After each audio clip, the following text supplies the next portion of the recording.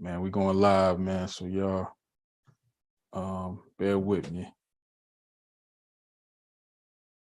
All right, I'm gonna have to see how I can read these comments.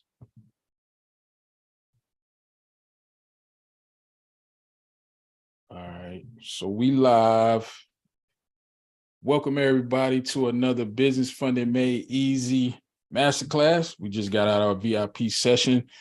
So in today's video, I am going to be breaking down how to actually get funding for your business now and into 2023. So we're going to be giving you the step-by-step blueprint on how to get your first or your next $100,000, $200,000, $300,000 in funding.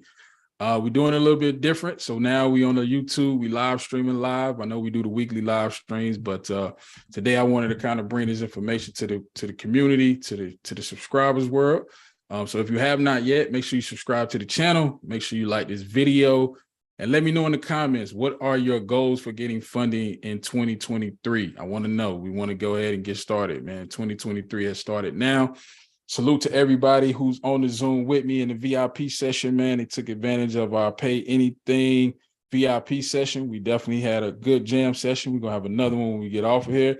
But for those of you who are watching the video, I want to make sure that we get clear on what our goals are today. So I'm going to pull up my presentation and we're going to get into it.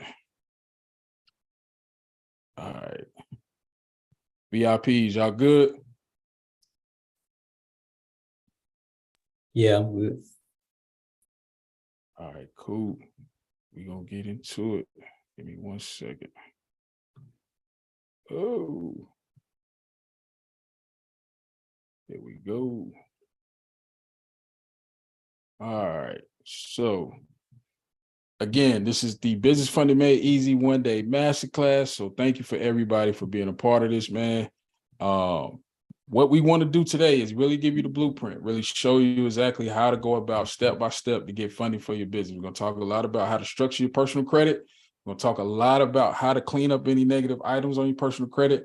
We're also going to show you how to walk into the bank, walk into a bank, ask the right questions so that you can walk out with the right amount of funding that you need for your business. So make sure you stay tuned to the end. If you're watching this on, the replay, or if you're watching this live as we go along, if you see anything or if you hear anything that's like an aha moment or something that you were not aware of, make sure you hashtag Business Funding Made Easy on your social media platforms, pages, Instagram, Facebook, wherever you are in the world on social media. Make sure you hashtag us there. All right, so a little bit about me. I am Audrey, owner and founder of the CVCA Network, where we help entrepreneurs and business owners get access to personal and business funding using a simple 5-step process. So again, I was born and raised right in Charlotte, North Carolina. Shout out to the Tar Heel State. Started my first real estate business back in 2014. Was in creative real estate wholesaling. Loved it. Definitely miss it. And do plan to get back into it. But started that in 2014. I am also a SCORE mentor volunteer. So I do volunteer here locally at my Charlotte chapter. I became a SCORE certified mentor back in August of 2021 and been great, man, helping a lot of business owners just really get unstuck, really get clear on what they're trying to do in their business and grow their business. All right. And then so just a little bit about my entrepreneurial journey. Started in 2014, like I said, did a couple deals. 2015 had some success. But as always, when you bootstrapping, or if you kind of self-funding your business, you do run into some gaps in cash flow, right? And so I am not immune to it. It happened to me. It happened to several people that I know who's been successful entrepreneurs, where you ran out of money, right? And so today we want to fix that problem. We want to make sure that you're always in a position to get the access to the capital that you need to fund, whether it's a real estate deal, whether it's your marketing, whether it's buying equipment, if you're in trucking, paying for inventory, e-commerce, funding your government contracts, whatever the case may be, we want to make sure that you're always in position to get that funded. All right. And so why should you get funding for your business, right? What is the number one goal? It's pretty simple, right? We know that 70% of all small businesses, tend to fail within their first 5 years of being in business. I am no exception. Now you can let that stop you, or you can keep going. That's personal, right? But what we also know is that 90% of all business owners pretty much said the reason that they went out of business was a lack of working capital, aka no money left, no profits to be had. And so my mission, my goal with the CBCA network is to change that. We want to make sure that not only do you have access to business funding, you have access to an abundant amount of business funding, right? So not just an SBA loan. We want to get you funding for whatever type of ventures that you're getting into in your business. All right. And so typically, most small businesses can't qualify for SBA loans, right? Just because, there's a lot of stringent, a lot of underwriting guidelines that most entrepreneurs and business owners just don't have yet or don't take the time out to prepare for. So as we go along today, definitely make sure you are clear on what your North Star is, right? For everybody who's on the VIP on the Zoom, you want to be asking yourself, all right, what's my funding amount? How much funding do I need? Is it 50, 100, 200,000? All right. And then what are your top 3 goals? Get your first business credit card, to build your business profile, to build a relationship with 3 of the top banks in your state. Whatever your goals are, you want to make sure you get a clear identification of what that is. And then figure out how can you access capital to improve your business and your lifestyle, right? There are a number of different ways to turn a personal expense into a business expense, right? Business credit can facilitate that. So be aware of that. All right, so benefits of business funding, right? Here are the benefits of business funding. You can pay for inventory. You can pay for payroll. You can pay yourself, right? One of the big things for me that was a game changer for business funding was when I was able to move personal debt off my personal to my business credit cards with balance transfers. When I first started, for those of you not familiar with my story, when I first got into business credit, I kind of got forced into it because I was using my personal credit cards to fund my real estate ventures back in 2019. Now, I quickly realized that, my credit score was taking a hit, but I got hip to business credit. My first business credit card was American Express Business Gold Card. I still have that business credit card to this day. And then from there, I was able to get other business credit cards and move personal debt over to business, which will help increase my credit scores and keep my credit scores high. So that is an advantage of business credit that a lot of people do not talk about.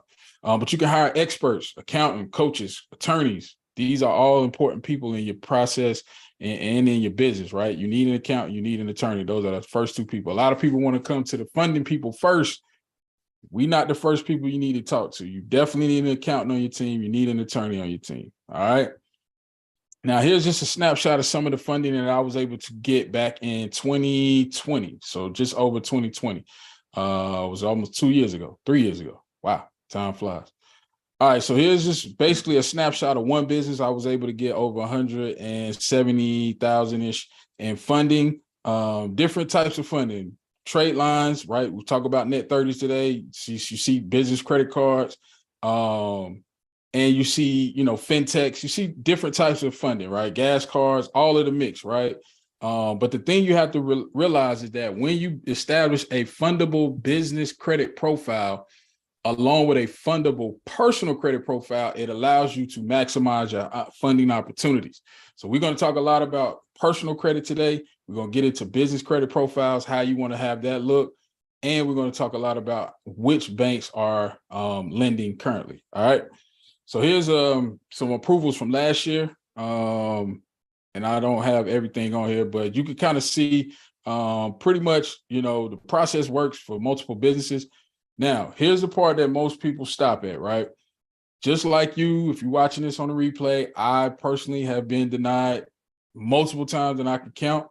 I just didn't quit or get out the game because of it. Now, here's what I want to say too about denial letters. Sometimes being denied can be your best ally. And I know that sounds crazy, but if you're reading this, if you're looking at these letters, some of the things in these letters tell you exactly what you need to fix so that when you apply again or when you go to the next bank, you know exactly what you need to work on to have a better chance at getting funding. So being denied is not always bad, right? You see, one of the letters said that, hey, we would lend to you. You got a great credit score, but you just not in our lending area, in our footprint. So even when you have everything in place, you may not necessarily get the approval. Now, what is credit, right? It is the ability to borrow money, right? Now, typically credit is used as a buy now, pay later system. My personal definition, I feel credit is for making money. I feel that if you utilize your personal credit to fund your business, to fund your dreams, that's the best use of credit, in my opinion. I don't necessarily subscribe to paying your bills with credit cards for cash back and reward points. Reward points are great. Don't get me wrong. I love my American Express reward points, but I would much rather have me a cashback card that I could, do some manufacturer spending or utilize in my business and get cash back any day of the week. So that's just my personal opinion. Now, some of the other things you're able to use credit for, right? For lenders, merchant servicers, they grant credit based on the confidence that you can pay it back. So your credit score determines how confident lenders are in you being able to repay whatever debt that you are given or credit that is extended to you. All right. So FICO versus FACO. Here's where you have to understand where credit scores come into play. There's a difference between a FICO score, and we'll talk a lot about FICO, versus a FACO score.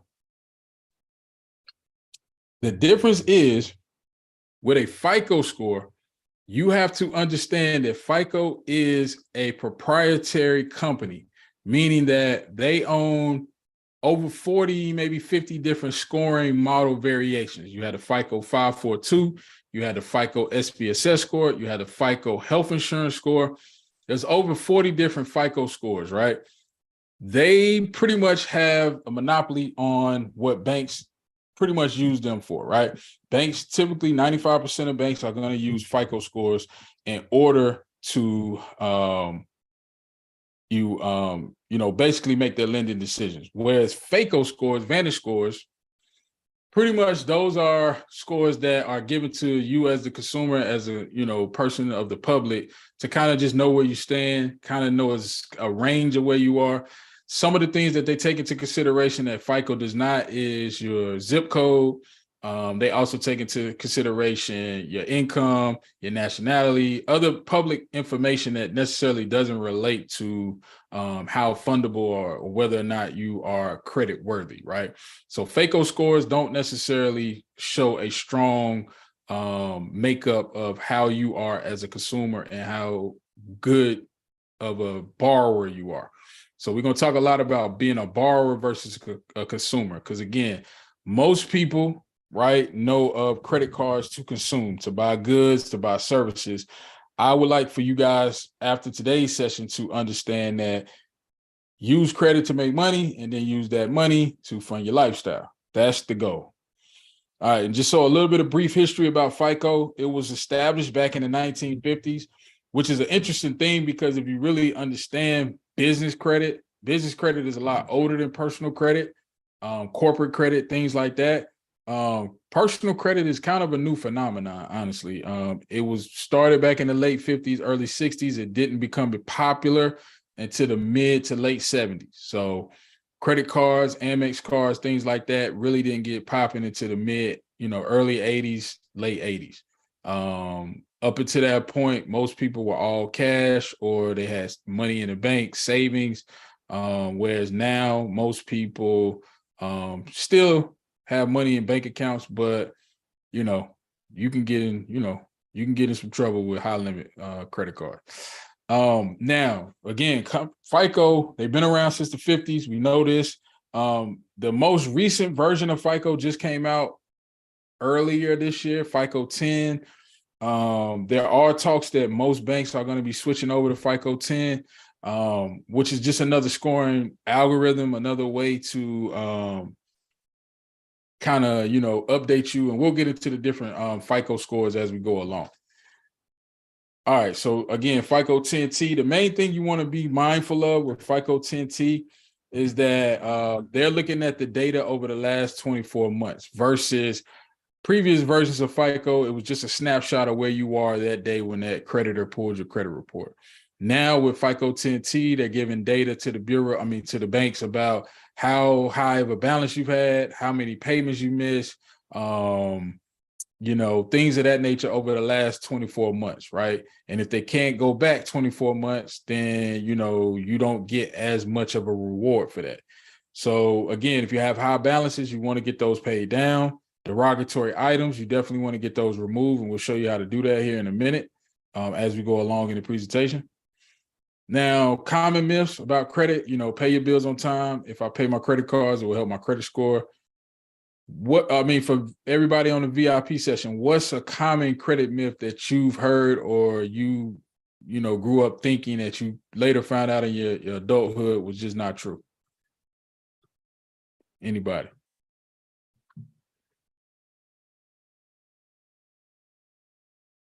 Nobody want to answer. All right, let me see.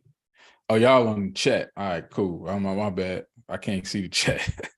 All right, let me go. Credit is bad. Yeah, somebody said credit is bad. Pay off credit card balance. Yep.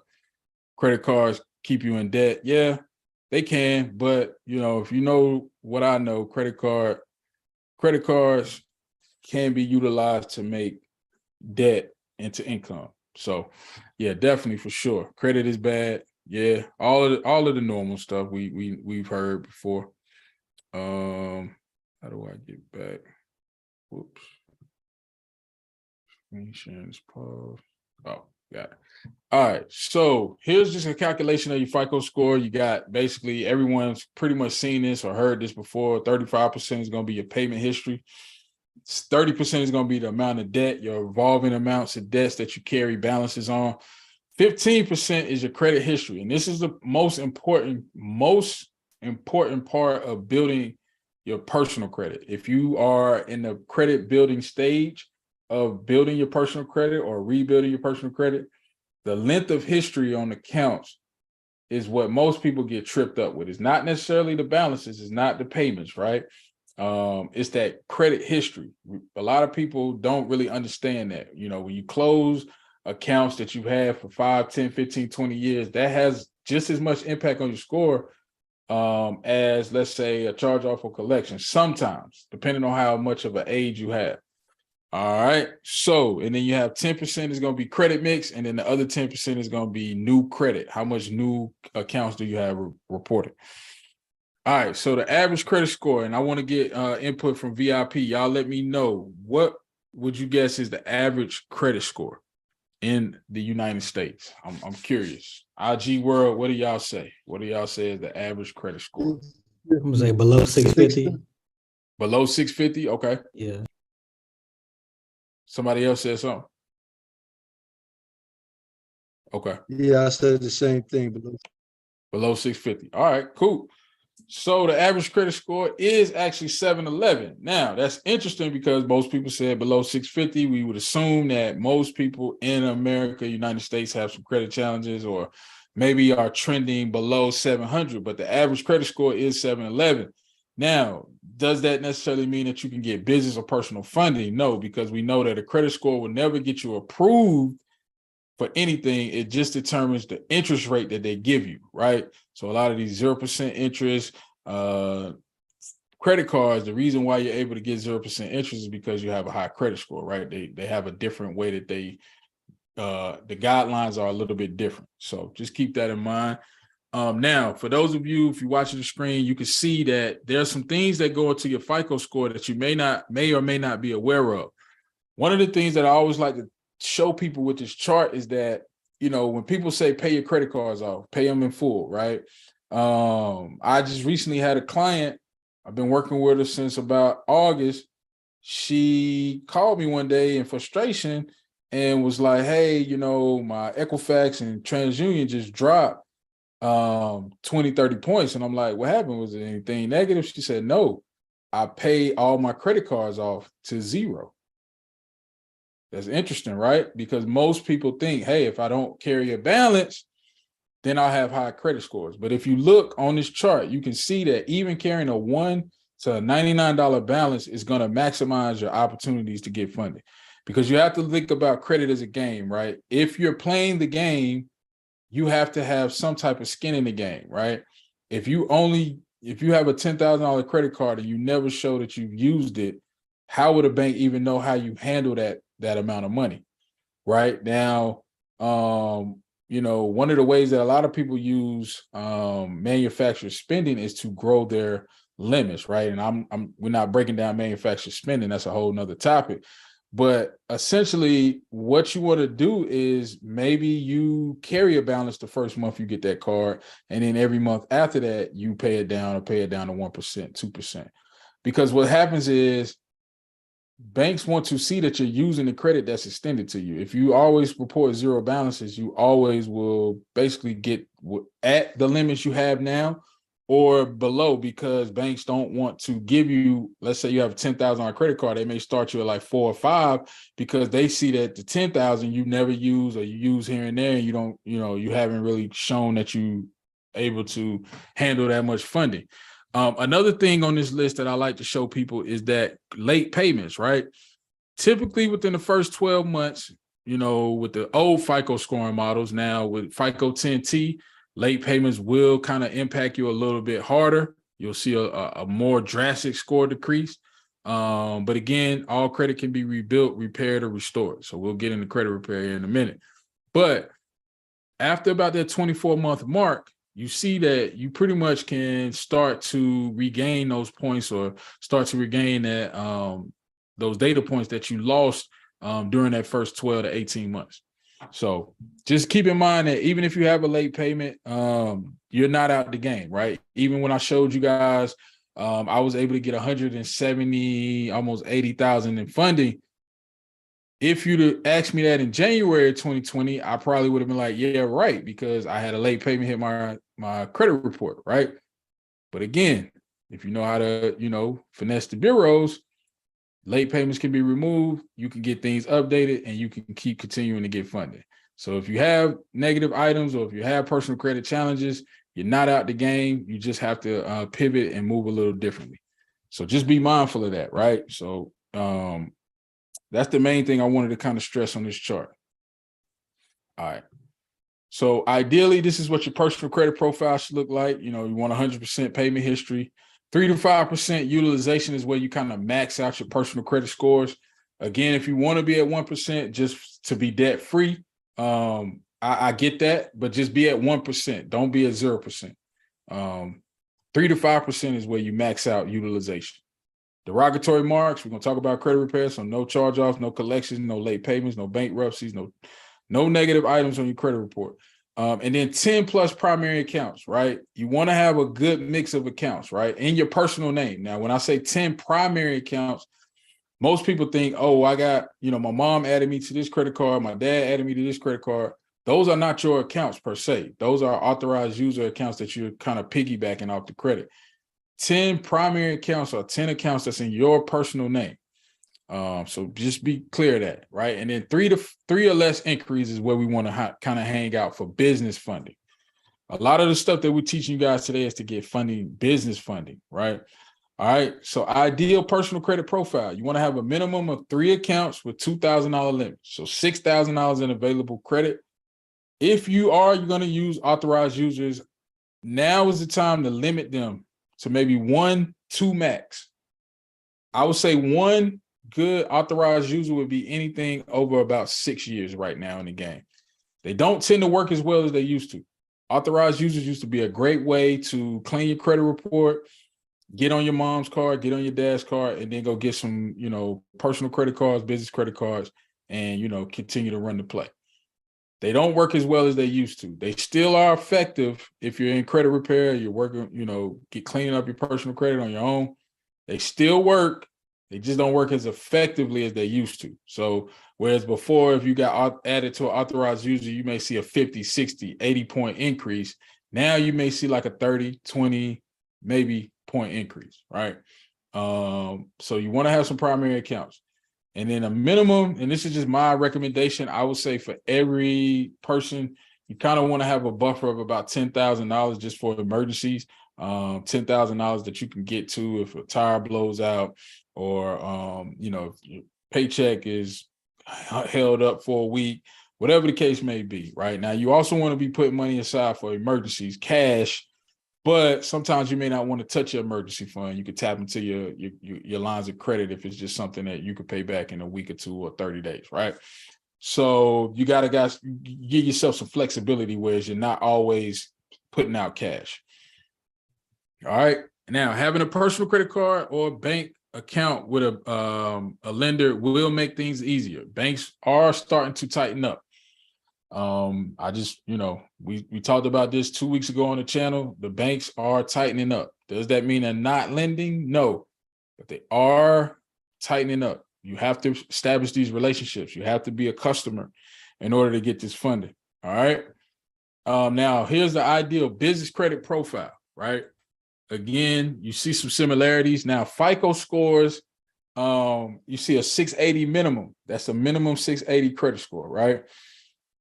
That's going to get you in the game. That doesn't necessarily mean that you'll get a lot of funding, but that doesn't necessarily mean that you won't get any funding. So just be mindful that 680 is kind of the bare minimum. 720 and above is where you really start to see better results as you go from bank to bank to bank. 10 primary accounts, all in good standing. You want to make sure you have no derogatory items, no charge-offs, collections, repossessions, and we'll get into how to get those removed off the credit here in a minute. Utilization for business funding. Remember, I said to maximize your personal credit scores, just to have a high credit score. If you want to be, in an 800 club or hang out around an 800 club, 3 to 5% is going to be the go-to sweet spot. For business funding, 10 to 15% is where you want to hang out. And that's because banks want to see that you use credit. They want to see that you are using the credit that you have available to you personally. Now, you don't want to max out your cards and, have high balances. Unless you're doing like real estate, or if you got a plan and a strategy, then cool. But what I'm basically saying is that 10 to 15%, you can still get $100,000 to $300,000 in funding, right? So don't think that, because I'm at 9% or 8% utilization, I can't get funding, I need to be 3 or 5%. No, 10 to 15% is where you want to hang out. All right. And then just some tips for automatic approvals. You want to make sure that you have no new inquiries in the last 60 days. So this is different, because most people say, hey, I got 10 inquiries. And I say, when was your last inquiry? Oh, it was September 2021. That's no problem. That's over a year ago, right? Maybe you bought a house last year. That's not going to necessarily keep you out of the game, right? Now, what may keep you out of the game or hold up your progress is if you have a lot of new personal accounts in the last 90 days. So we was just talking about this earlier in the VIP session. I would recommend, as a business owner, you stop getting personal cards in your personal name. I will only, if you have an LLC, if you establish a business, you're generating revenue, all vehicles moving forward, I recommend you put them in your business name. It keeps your DTI super, super low, and it helps you build your business credit profile. So you're doing two things. You're keeping your DTI low, and you're building your business credit profile. So I recommend highly that if you are a business owner, if you're watching this, you're an entrepreneur, all vehicles that you get moving forward should be in the name of your business. Now, what type of vehicles, that's up to you. I'm not telling nobody to go get a G-Wagon. I'm not telling nobody to go get a Lambo truck. I'm just telling you, get something that you can afford in the name of your business, okay? I just recently got me a 2015 F-150, and hey, I'm on the road. So that's that. But no new accounts in the last 90 days, especially car loans. Because remember, when we get into FICO scores, there's some different things that go into your FICO score that play a role in the data points that banks look at for funding. Ideal utilization, 3 to 5%. Of course, we talked about that. Now, here's another one. Number of accounts, right? So as you go along, right, throughout your years of having credit, right? Most people establish credit profiles when they get out of high school, 18 years old. The more accounts that you have either open or closed with good payment history, the better, right? It just shows that you're able to handle different types of credit, right? Whether that's a mortgage, a student loan, a personal loan, personal line of credit, personal credit cards. The longer you establish these accounts and maintain them over that period of time, the better. All right, so here's some data points to be aware of on your personal credit file. Multiple addresses. If you are going to start doing disputes on your credit profile, you need to clean up the multiple addresses. You need to clean those addresses. You have to get those old addresses off of there. They're tied to bad accounts.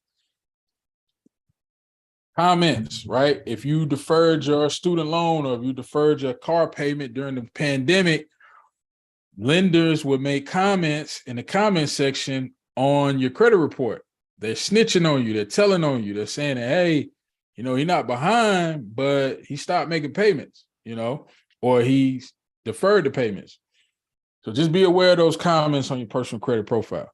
Your name misspellings, right? If you're a junior like me, that could be a problem. Someone pulls a credit report and they see my dad credit, I might be in trouble. So name spellings, pay attention to these things. That's why I always tell people the first thing you do before you hire a credit repair company, or you start out on fixing your credit, or you just want to understand your personal credit, where you are, pull your credit report and read what's on your credit report. Know how your name is spelled on your birth certificate. Know what address is on your driver's license. If you see anything that's not on there on your driver's license, those addresses need to come off.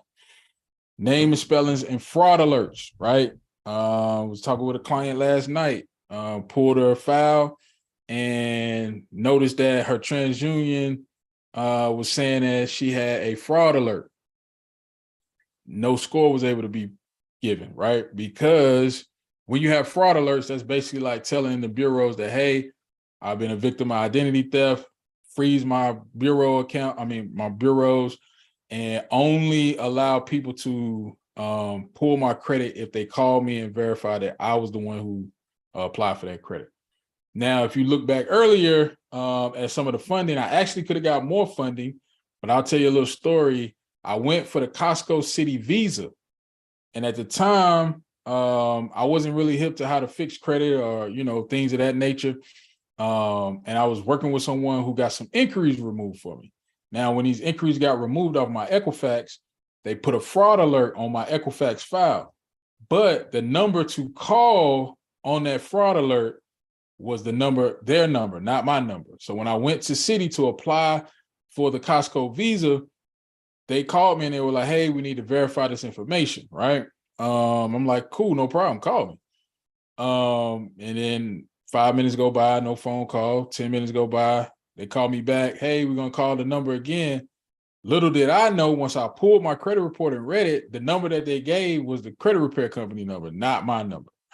So needless to say, I got denied for that due to a fraud alert. So just be mindful of those fraud alerts. They will jam you up. They will hold you up.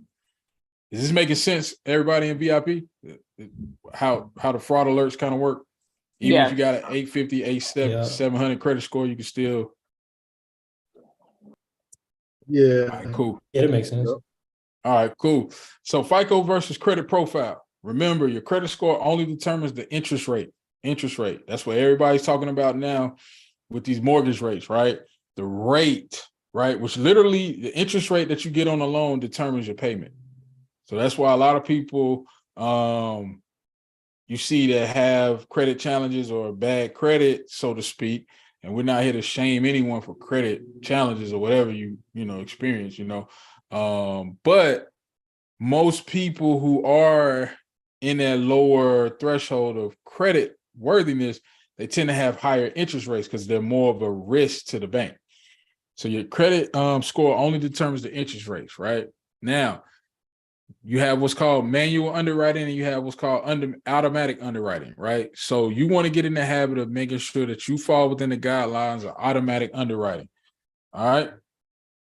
So FICO scores versus credit profile. Again, like I said, there's over 20 different scoring model variations for FICO, right? One that a lot of business owners are not aware of is the FICO SPSS score. Now, this FICO SPSS score is a FICO generated score given by the SBA. So basically what happened is, and I don't know exactly when, sometime in the 90s, early 2000s, the SBA went to FICO, which again is a private entity. They are publicly traded. You can look them up on, I think it's the New York Stock Exchange. They are publicly traded entity. The SBA went to FICO and said, hey, we need you to develop a scoring model based for us to give SBA loans, right? So the FICO SPSS score is a FICO generated score for SBA loans. Now, the only place that I know of that you can get access to what this score is is with your NAV business loan builder plan, right? Which is I'll put a link in the comments in the description. You can sign up for NAV. You can get access to your business SPSS score when you get the loan builder plan. Now, the beauty of the loan builder plan is that plan reports to all 3 business bureaus as a trade line. So we'll get into that here in a minute. But there's some other scoring models you should be aware of. Health insurance, right?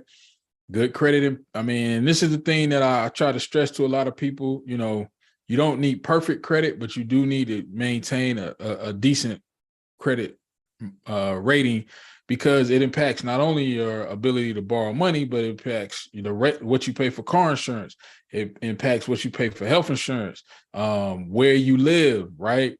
The interest rate on your home. There's so many factors that come into play with credit. All right. And so these are the different scoring model variations. I don't want to harp on this too much, but the main thing to understand is that there's different scoring variations based on the type of lender, right? Credit unions, they use FICO 542, right? Mortgage lenders still use FICO 542, whereas I just told you the latest version of FICO is FICO 10. So depending on the type of funding that you're looking for, you may have a different score. You may have a different way that things are scored and weighted, okay? So just be mindful of that. Now, approval scores versus review scores, right? Just to kind of give you guys some history, what happened was back in the early 2000s, before the year 2000, you could not go online like you can now and pull your credit. You couldn't just go and see what your credit score was. The only way you could really know what your credit score was if you apply for a car, if you apply for a house, or whatever you apply for, and you got denied, then they would tell you what your credit was. Well, a lot of consumers started to complain because banks like Bank of America, Capital One, things like that, they were denying people who basically had what they thought were good credit scores. So what happened was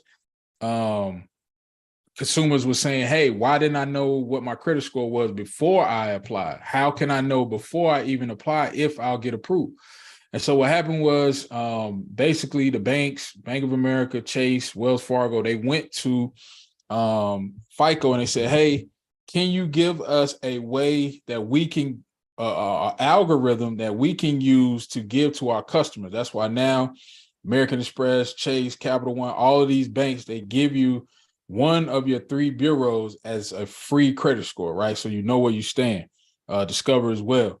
And the reason for that is because a lot of banks, Bank of America, Capital One, Wells Fargo specifically, they caught a lot of heat around 2004 for denying people and not necessarily telling them why they were denied or what the specifics were behind that. So now you have what's called review scores. Now, these review scores are not necessarily the weighted scores that we talked about here. These are not what your bank card score, your mortgage score, your auto score. Those are not scores that get you approved.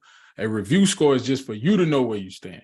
That's why when you go into My FICO, if you use My FICO app, you'll see that you have, 3 scores up at the top, but then it'll say, hey, this is your credit card score. This is your mortgage score.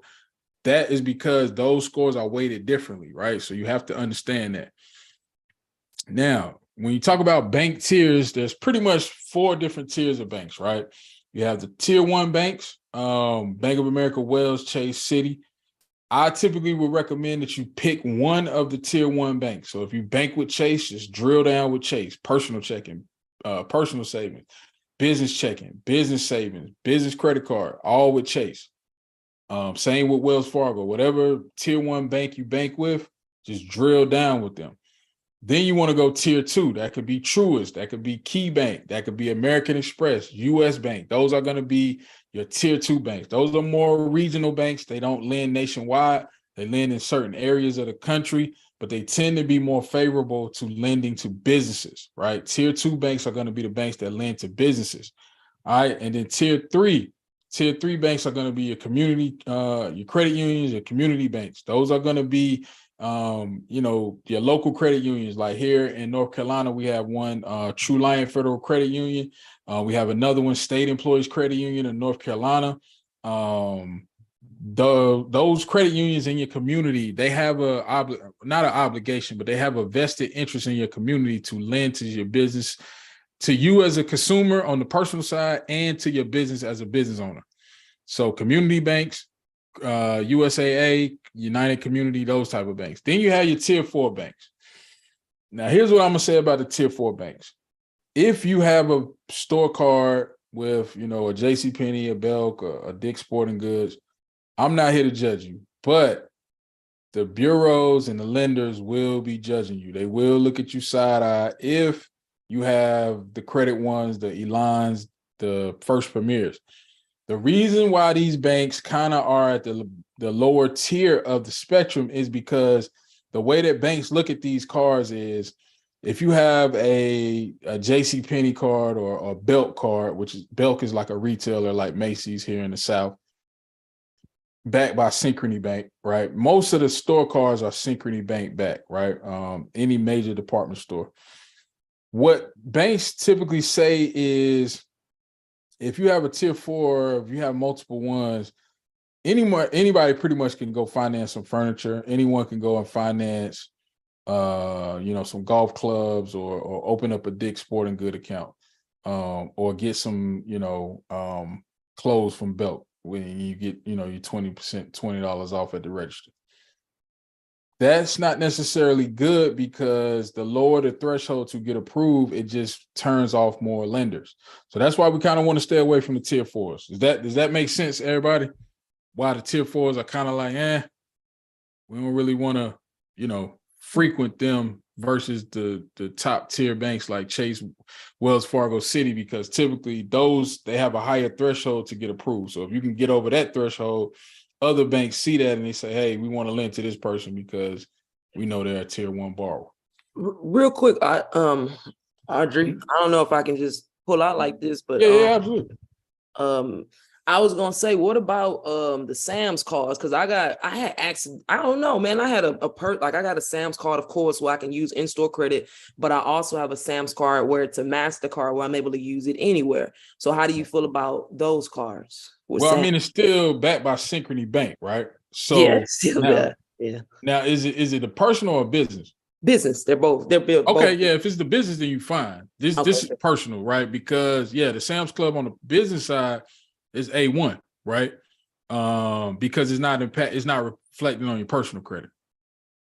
Okay, you just talk about the look of it, like the look on your personal credit. It don't look as good as on your business. Okay, yeah, because the way they look at it is if you can go to if you can go to if you could go to Dick's Sporting Goods and get $1,000, the likelihood you paid that $1,000 back is very low, right? Whereas if you got Truist or you got Amex, Discover, they're a little more picky, right? So if you get through their threshold, the chances are you're pretty much in the elite of people as far as credit is concerned. Okay. Which is not necessarily fair, but we just got to be aware of it, right? We got to play the game. We got to know the rules. Yeah. Yep.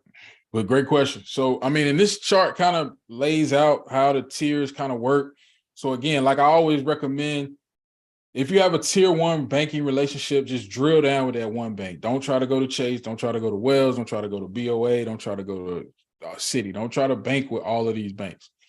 Pick one of them and just stick with that one tier 1 bank. If it's Chase, drill down with Chase. Personal checking, personal savings. If you have investment accounts, cool. Personal credit cards, get you 1 or 2. Business credit cards, do all your, banking with that one tier 1, and then venture out into tier 2, tier 3. So the same rules apply. Now, the one thing that you have to keep in mind with tier 2 banks is that there's a little bit of a caveat. So you have to understand that there's only 4 payment networks. You have Visa, MasterCard, American Express, and Discover.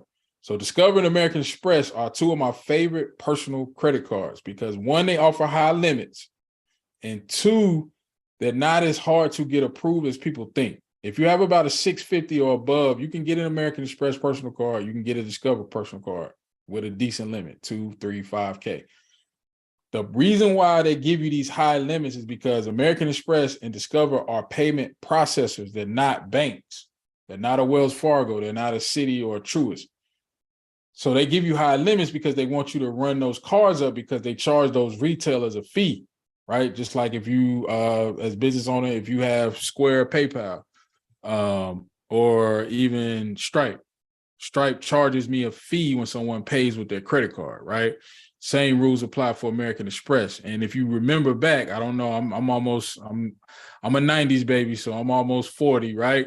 But if you are in my age range or older or even, younger, there was a time when most places did not accept American Express because of the fact that American Express has such high transactional fees, right? American Express was looked at as kind of one of the elite credit cards to have, right? And that's why if you look at the history, if you look at American Express, this is not a stock tip, but just if you're looking for a good company to invest in, if you look at the American Express chart, their stock price has pretty much gradually always went up. They've never really had a bad year, right? They've had some dips and stuff based on, the economy as a whole, but as a company, American Express has always been profitable. They've always been, able to recover or be able to, survive any economic storm that, we've seen as a country, even the Great Depression and all of that. The reason being is because they charge so much in fees, whether that's to the consumer, us as people who, if you got the charge cards, they charge you annual fees, and then they also charge the businesses that you use those cards at fees. So they're always profitable. So that's just a little caveat. That has nothing to do with credit. Sorry about that. But when you, let's say if you have an American Express USAA card or Navy Federal, people say, hey, well, I got a Navy Federal American Express. Yeah, you got American Express, but typically you're not going to get the same point value. So that's what this chart is showing you. Chase credit card, where Chase is the issuer, is not the same as having a Southwest Chase credit card. So that's why I'm not a huge fan of travel cards for personal. I'm always advocating to get the travel cards on the business side so you keep your profile clean. Now, I will tell you to get a Chase personal credit card, the Sapphire Reserve, the Chase Unlimited, the Bank of America Unlimited, get the Chase card that has Chase on the actual card. But if you're getting the Hilton cards for American Express, those Delta Sky Miles, get those on the business side versus the personal side. Because you don't get the full point value. So if it's 100-point value, you're only getting about 60 points of that. Does that make sense? All right. And then revolving account value, you definitely want to make sure that, you understand that utilization is something where it gets reported once a month. So just always be on top of how much you're putting on your credit cards. You need to know your due date, but you also need to know your statement date. And if you don't know your statement date, most banks now are pretty good about putting the statement date on your actual credit card statement. Capital One does it. American Express does it. Discover does it. They'll tell you when the actual statement date closes. What you have to do is understand that whatever balance you have on that statement date, that is what then gets reported to the bureaus. So always pay, down your cards before the due date. I usually say a day or two before the actual due date. If you pay on the due date, that's fine. It's not a problem. Just understand, because see, like with my Discover card, the payment is due on the 1st.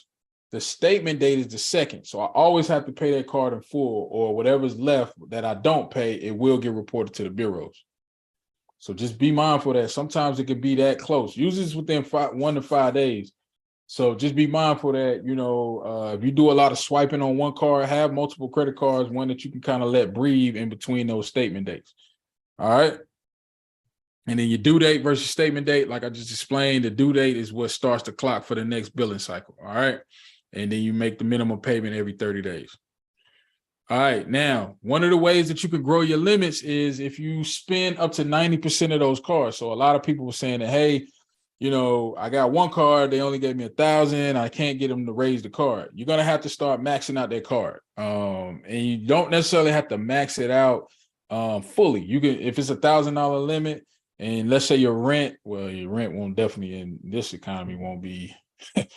Well, we'll go with the old school rents. At one point in time in Charlotte, you could get a 1-bedroom apartment for about $650, $700 a month. So let's say you pay your rent back in the day with that $1,000 credit card, you pay it in full. Do that 1 to 2 billing cycles. Now the banks see that, okay, we only gave you $1,000, you're using about $750, $700 every single month. You're paying us back.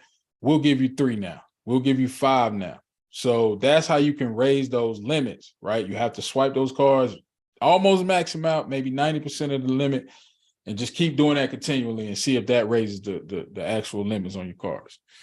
Now, that also works for reward points. You know, when you are using, you know, the American Express cards for traveling and getting the reward points, you want to be paying those balances back early and almost in full, because they give you those reward points for paying. Now, again, what I want to try to emphasize with this presentation is you want to turn your thought process and your mindset from being a borrower to a consumer. From a consumer to a borrower. Say that again, from a consumer of goods to a good borrower, someone who borrows money, pays it back, borrows money, pays it back, right? Now, everything we talked about thus far is how you want your personal credit profile to look, right? These are some data points specifically around FICO, right? Now, when we talk about this 24-month look back period, basically what this means is that FICO rewards any account that you've had for at least a minimum of 24 months. So the first 0 to 23 months of you having any new account, you really don't get the full benefit of that account until it hits month 24. So the age of an account, the limit, the utilization now with FICO 10 is going to come into play.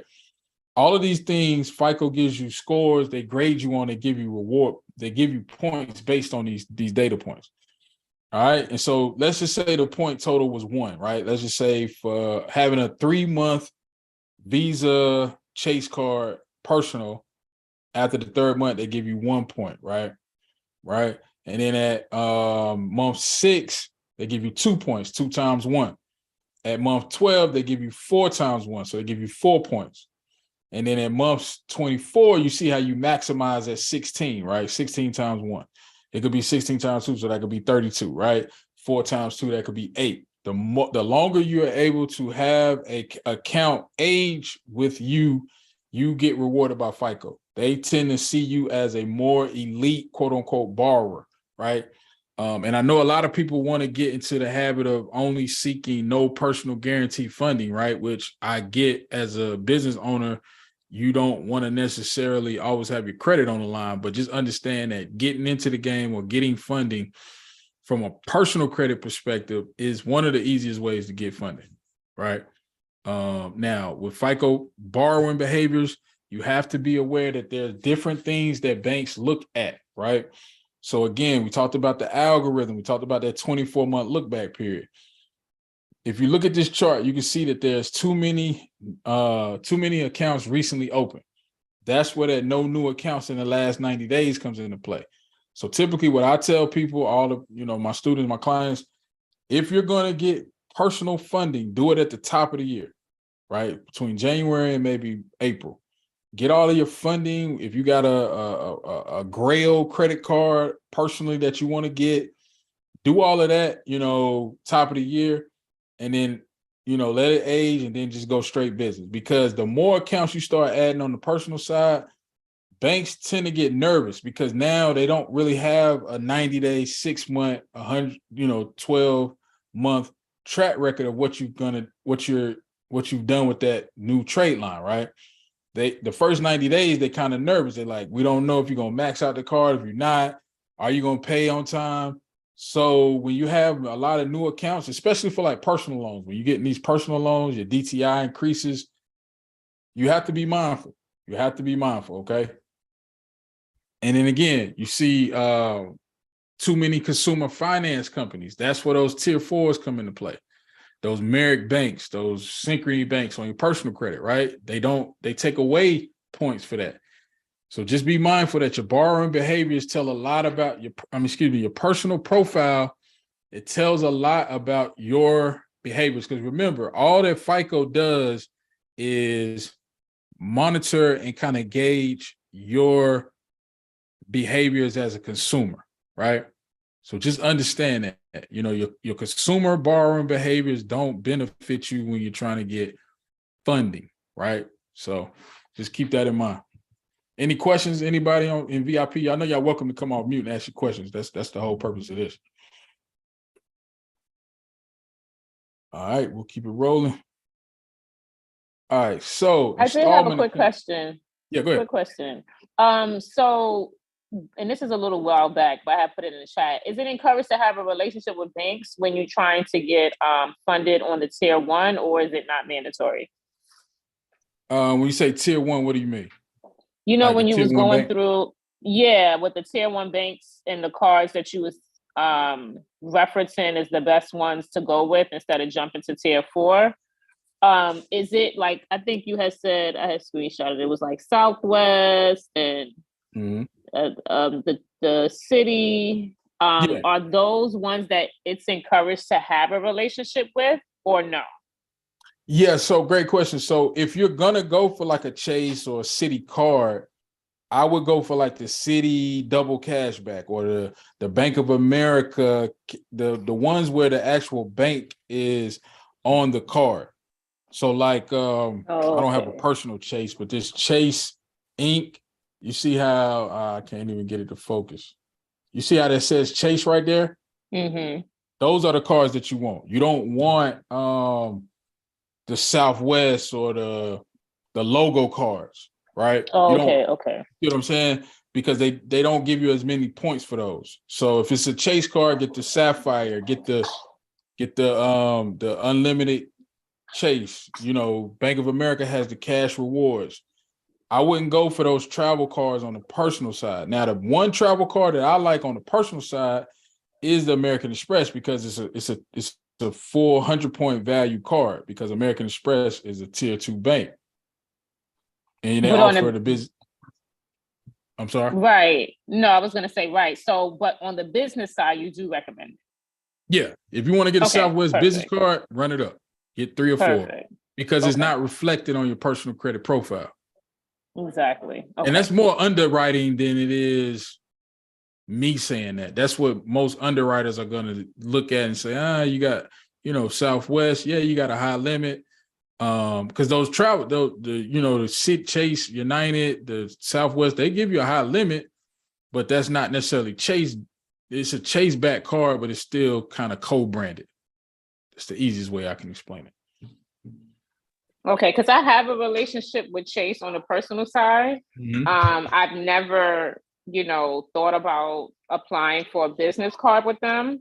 But I think at this point in time, I guess because I was so concerned about PGing and my credit not being like, where I think it should be, and afraid of the denial. But I mean, based on what you're saying, I think it would make sense, because like you said, all denials are not bad, because at least then you know what it is that you have to do. And one thing too with Chase, if you have a relationship, you can go and talk with your Chase banker. They can do with Chase. I would recommend you either you can do the application in the branch. That tends to give you better results than online. So if you already have a personal relationship and business accounts with Chase, I would just go in the branch, talk to the branch manager or the business banker, and just let them know, hey, look, I'm interested in one of these business credit cards. And I want to apply, with you in the branch. Right. Thank you. Yeah, absolutely. And then so installment accounts, you got to kind of be mindful that, that is a quote unquote lump sum of money. Now, I recommend you get, I recommend you do installment accounts again in that window where you can let it age for 6 months. Now, if you're trying to get into, trucking, real estate, could you potentially use, personal loans to buy properties? Yes, but just be mindful that the ROI has to be there. So if you're buying a rental property with a personal loan, if it's a $20,000, $30,000, property, but let's say your payment is $700 and it rents for $1,000, you kind of not necessarily doing the right thing. But if you're flipping or things of that nature, personal loans can be a good way to utilize that, for down payments and things of that nature, buying trucks, buying assets. As long as you kind of understand how to leverage the money and you can see a ROI, I think personal loans are a good way to really strengthen your profile, especially if you get a personal loan, you can pay it back in 18 months.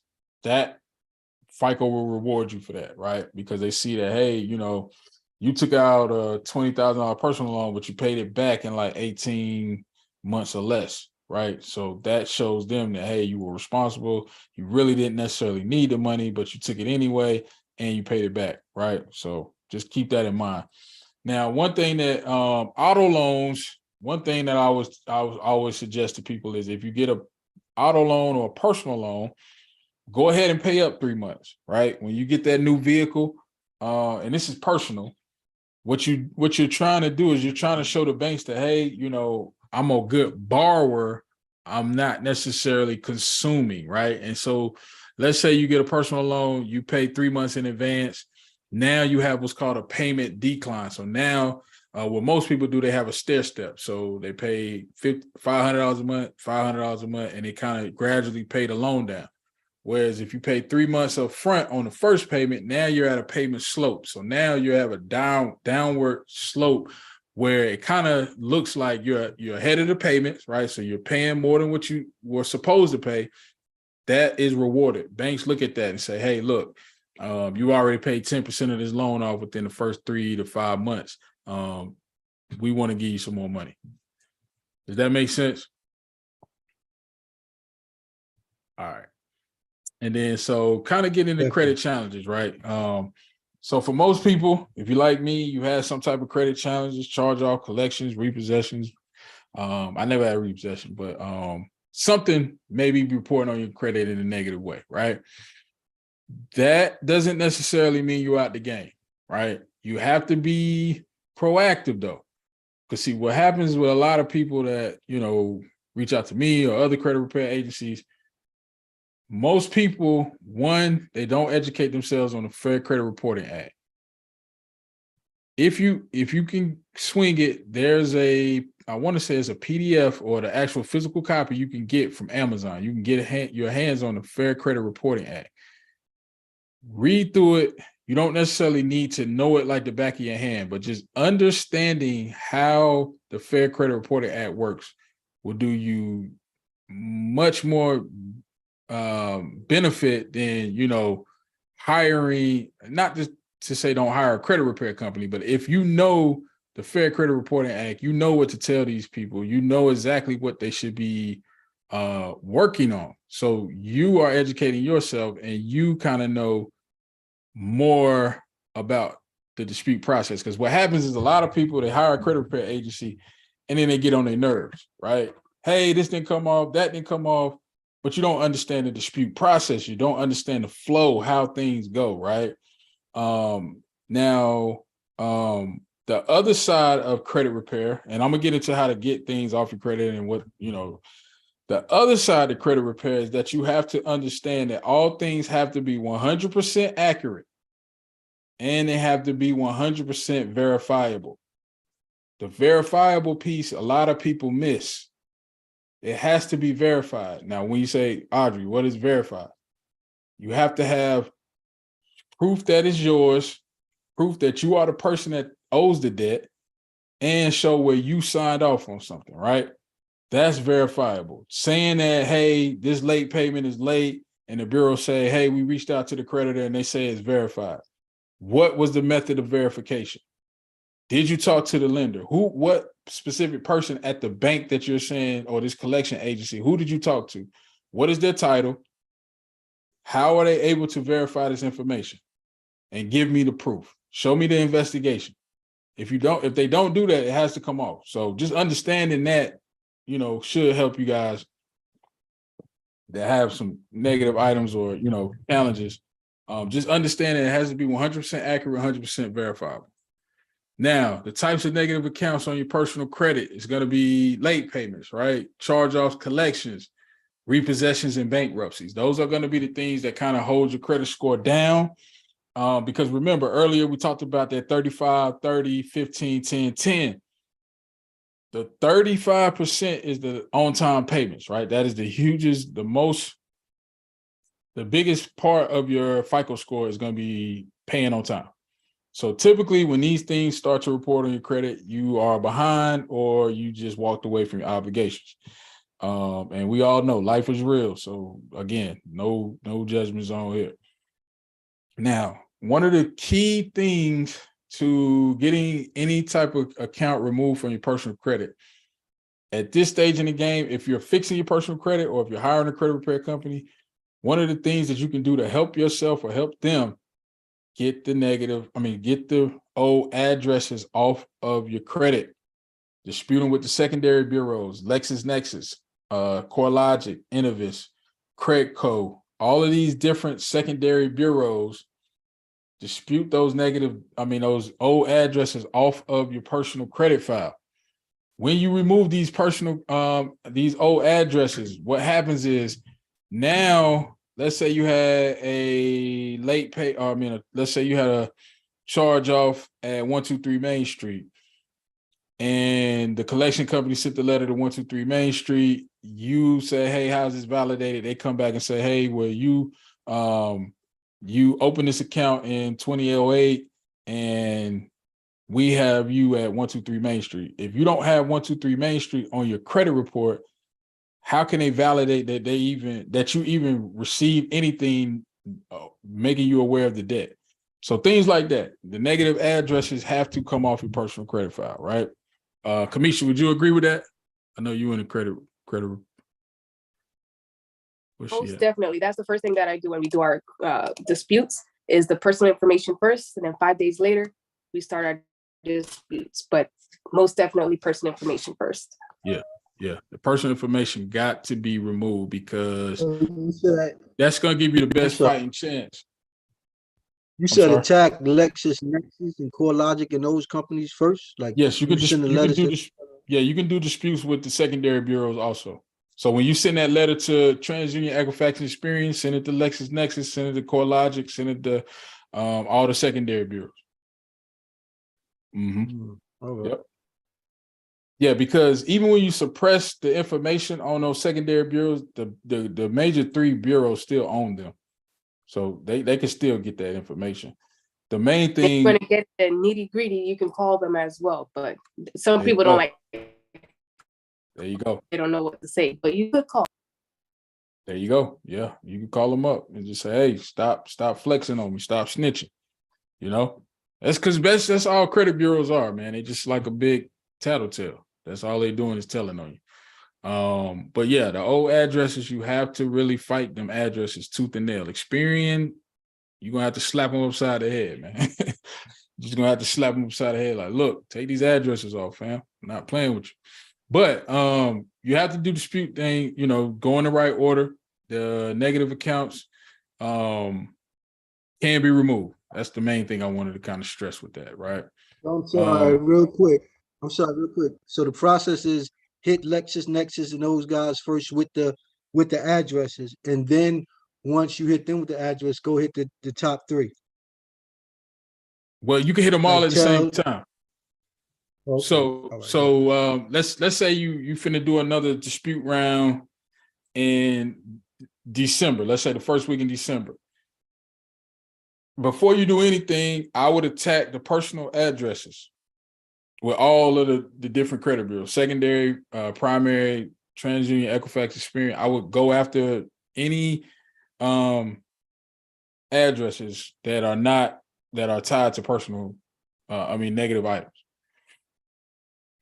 Does that make sense? So basically, before you send a letter saying, hey, this is wrong or this is inaccurate, I would send a letter saying, hey, you got information reporting that is not, 100% accurate. I live at 123 Main Street. Please remove all addresses that don't reflect this address. So Wow. And always send Thank them. you. Always send them a copy of your driver's license and a copy of your social security card and a utility bill. Cell phones work. So if you got a copy of your cell phone bill, send that. If you don't have necessarily a utility bill where you live at in your name. Does that make sense? yeah, Audrey, Yes, quick thank you. question. I had a question for you. Were you finished, Jay? I don't know. Yeah, I'm good. Okay. Okay, my bad. So you guys keep mentioning secondary Yeah. secondary something bureaus. What is that? Like what's up? Like what is that and how do I access that information? So the main ones, if you want to write them down, I would say the main. So basically, when we say secondary, they're lesser known bureaus. I would say that. So just to give you a little backstory, back in the 80s and the early 90s, remember I said credit was getting popular. There used to be credit bureaus specifically in your state, in your county. There used to be hundreds of credit bureaus. Then they just got bought up gradually into Equifax, TransUnion, Experian. So just, yeah, that's the first one. But there are some other credit reporting agencies that still exist. LexisNexis being one of them. CoreLogic, SageStream, Innovis, Credco. I'm forgetting some of them. Innovis. So basically, when I say secondary bureaus, they're not the main three. They're not the TransUnion, Equifax, Experian. Does that Do make I sense? have to contact them or like am I able to like create an account with them like it's an experience? Yeah. So yeah, you can go to LexisNexis.com, pull your credit report, and pull your file, create an account, and then just tell them you want to suppress the information. Okay. But I guess what I'm saying is, even when you suppress the information, you still want to get it removed. That's why that was my whole point of saying, even if you doing disputes, get that information cleaned up everywhere. Clean it off your primaries for sure, and then the secondaries as well. Right? Right. Yeah. LexisNexis to give me access to everything I need, or do I need to go to all? You listed like 5. Do I need to go check out all of them? So or is LexisNexis the main one? Well, yeah. What I'll do is I'll send a link to all the ones like the websites, Credco, LexisNexis, and SageStream. When we wrap up the VIP session, when I send out that email, the wrap up email, I'll list all the websites where those secondary bureaus are housed or the information. Yeah, because you do want to know about them and try to clean them up. But the main thing when you're doing disputes, right? So there's 2 different ways that most people kind of go about disputes. The Metro 2 way, I'm kind of impartial to Metro 2. People say it works, it doesn't work. I'm more factual based disputing. And what I mean by that is Metro 2 compliance is how the format of the letter is, right? So most people, when they start credit repair, they do credit repair, they take templates off of online from different credit repair software. Those letters only get refreshed maybe once a year. The bureaus, after about maybe 10, 15, let's say 30 of those same type of letters, right? Those first 30 may get through. The computer now knows, okay, this type of letter we automatically kick to verify. Does that make sense? I'm trying to explain it in the easiest way possible. There's some software that the credit bureaus use to determine whether or not a human actually gets their hands on your credit file and starts investigating. It's called Metro 2. It can work if you do it the Metro 2 way, but I like factual disputing. And what I mean by factual disputing is, remember what I said, 100% accurate and 100% verifiable. So if you have, let's say you have a negative account with Bank of America, and they say that the date that it was open was 2018, but you opened it in 2008, and you see that, okay, TransUnion is saying it's 2008, Equifax showing 2008, but you see on Experian it's 2018. You can say, hey, well, look, this is not accurate because you're saying it's open in 2018. Equifax and TransUnion saying 2008. This has to be removed. This is not 100% accurate. Does that make sense? You could get a lot more done with the factual disputes than you can with the Metro 2, just the format of the letter and how it reads per se. Because, so Metro 2 means that So Metro 2 means that you're just writing it yourself.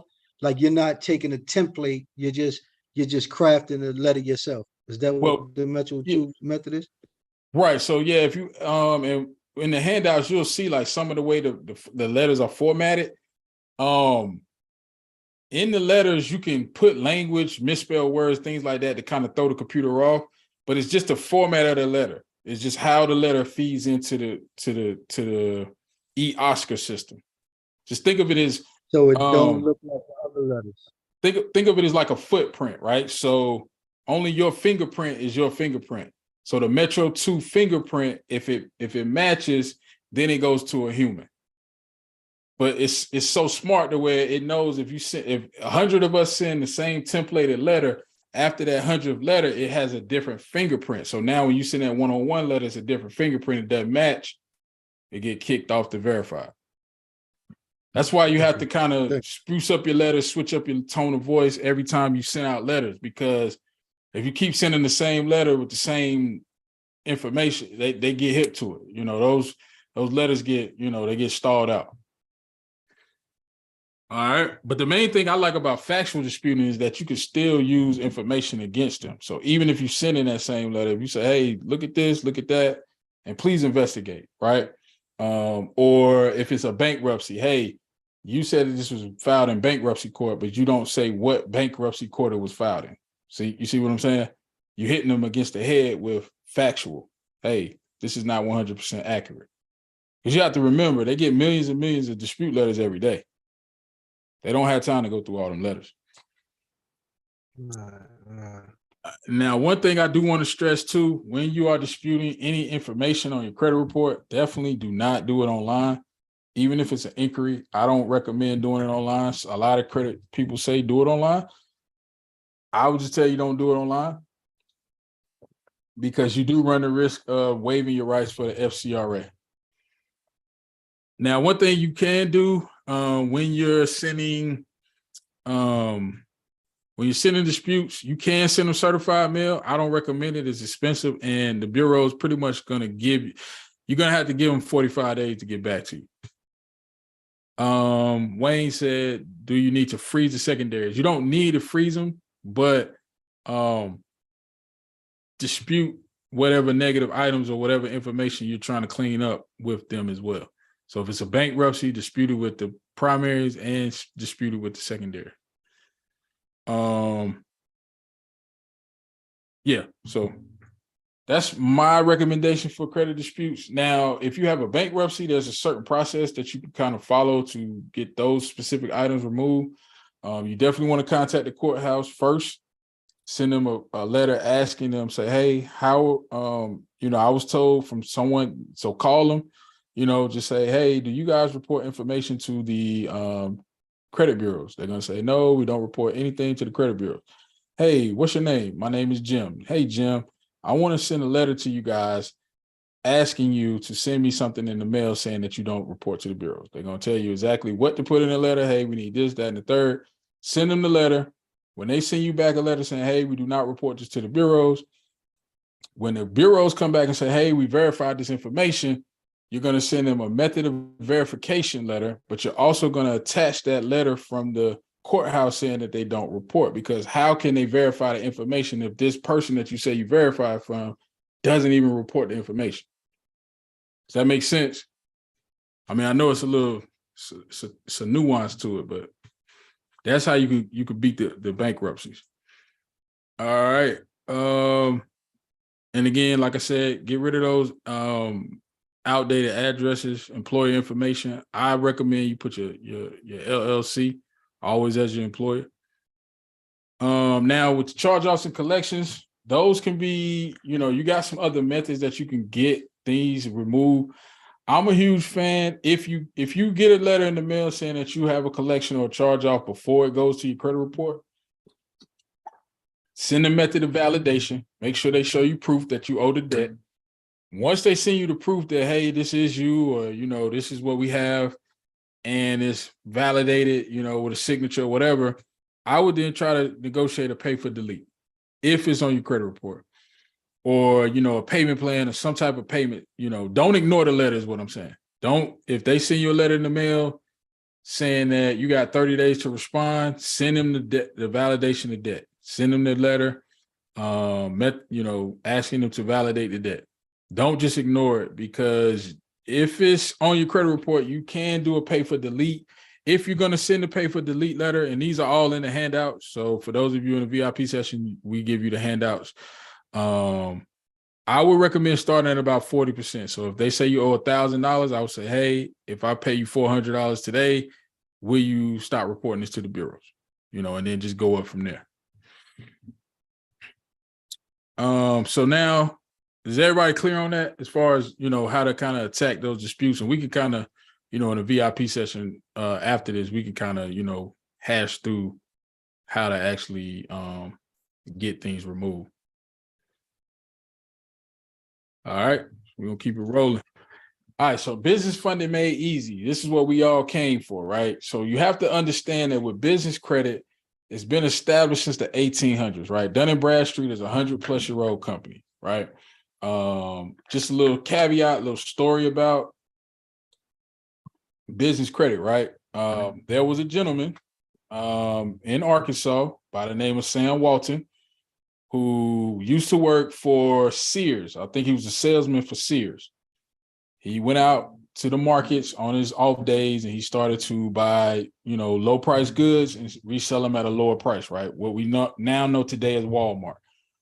When he started doing that, what he would do is he would go to all his vendors and he would ask for net 30 payment terms. He would say, hey, give me 30 days to pay you back. He'll go sell it, pay him back. He then would start taking that information and start reporting it to Dun & Bradstreet. So he was building business credit before we even knew what business credit was, right? So I say all that to say that business credit has been around. It's just, you know, now the wave and, you know, people are talking more about it, which is great. But just to kind of understand the differences between business credit and personal credit, right? Personal credit was not necessarily designed for you to fund your whole business on personal credit, right? It's to get it going and then you move to business credit, right? So the three major business credit bureaus that we're aware of, it's going to be Dun & Bradstreet, Business Equifax, and Experian Commercial. Now, this is one question a lot of people ask me, why do I need to even build business credit? Why do I even need to establish a profile? It's not so much that business credit profiles will get you approved for funding, right? We know personal credit is pretty much the gateway to getting access to capital, but it will get you denied for funding. So remember, 80% of your business funding journey is going to be based on your personal credit. The other 20% is going to be based on what is reported on your business credit profile. Does that make sense? So even with an 800 credit score, if you have, let's say, a late payment on a gas card or a low, you know, if you ran off on a bank with a credit card and they report to your business credit profile, bank's not going to want to lend to you, even with 800. It's just, that's just the way it is, you know? So, you know, when a lot of people say, oh, you can just run off on the net 30s and the vendors and all of that. I mean, you just got to hope that whatever bank you get funding with, they don't look at the business credit bureaus. Because if they see something that's alarming or something doesn't match, business address is different, the owners of the business different, then, you know, it could get, you know, what could have took a week to get ran through underwriting may take 30 days. So just be aware of that. All right, so here's the steps to building business credit, right? Number one, you want to form your business, right? You want to form your C Corp, S Corp, LLC. You want to make sure that you set up your bank compliance, right? Setting up your bank compliance allows you to be kind of in the compliant with whatever bank you're going to, right? Because you're going to probably go to multiple different banks. You want to have a systematic way that you set up your bank compliance, right? And then you want to set up your online listings. You want to be visible online. Then you want to open up small vendor trade lines, right? And then you want to step number 5, you want to reach out to local banks and credit unions, okay? Now, when you're forming your entity, you can go C Corp, S Corp, LLC. I can't tell you which one to choose. My favorite one, I'll tell you, is the LLC. Now, the reason why I can't tell you what to choose, I don't know what type of business you're going to form. I don't know what your long-term plans are. I would definitely tell you to consult with your tax professional. Consult with your tax professional. If you're not sure which entity you want to go with, consult with your tax professional. But those are the entities that you can establish and start to build business credit with, right? Now, the LLCs are most flexible. That's what most people go with. But again, always talk with your, consult with your tax professional before you, or if you have questions about that. Now, one of the resources that you can use to file your LLC, if you just don't like dealing with paperwork or you really don't have the time, I just recently used this resource myself for a new LLC I created. is Inc. for free. INCFORE, Inc. for free. And I'll put a link for those of you on the YouTube. I'll put a link in the comments, in the description to their service. They are a great service because what they do is you give them all the information that you would give to the Secretary of State. They file the paperwork with the Secretary of State. And then only thing that you pay is the filing fee that you would have paid to the Secretary of State anyway. So they do all the legwork. You get your LLC filed properly, and then you apply for your EIN with the IRS.gov. Right. Now, the other thing for those of you in the VIP, you do have access to the operating agreement. It's a template. Please have your attorney read over it just to make sure it'll work for your business and what you're trying to do. But it is a template that was drafted up by an actual attorney. So you get that as part of the handouts.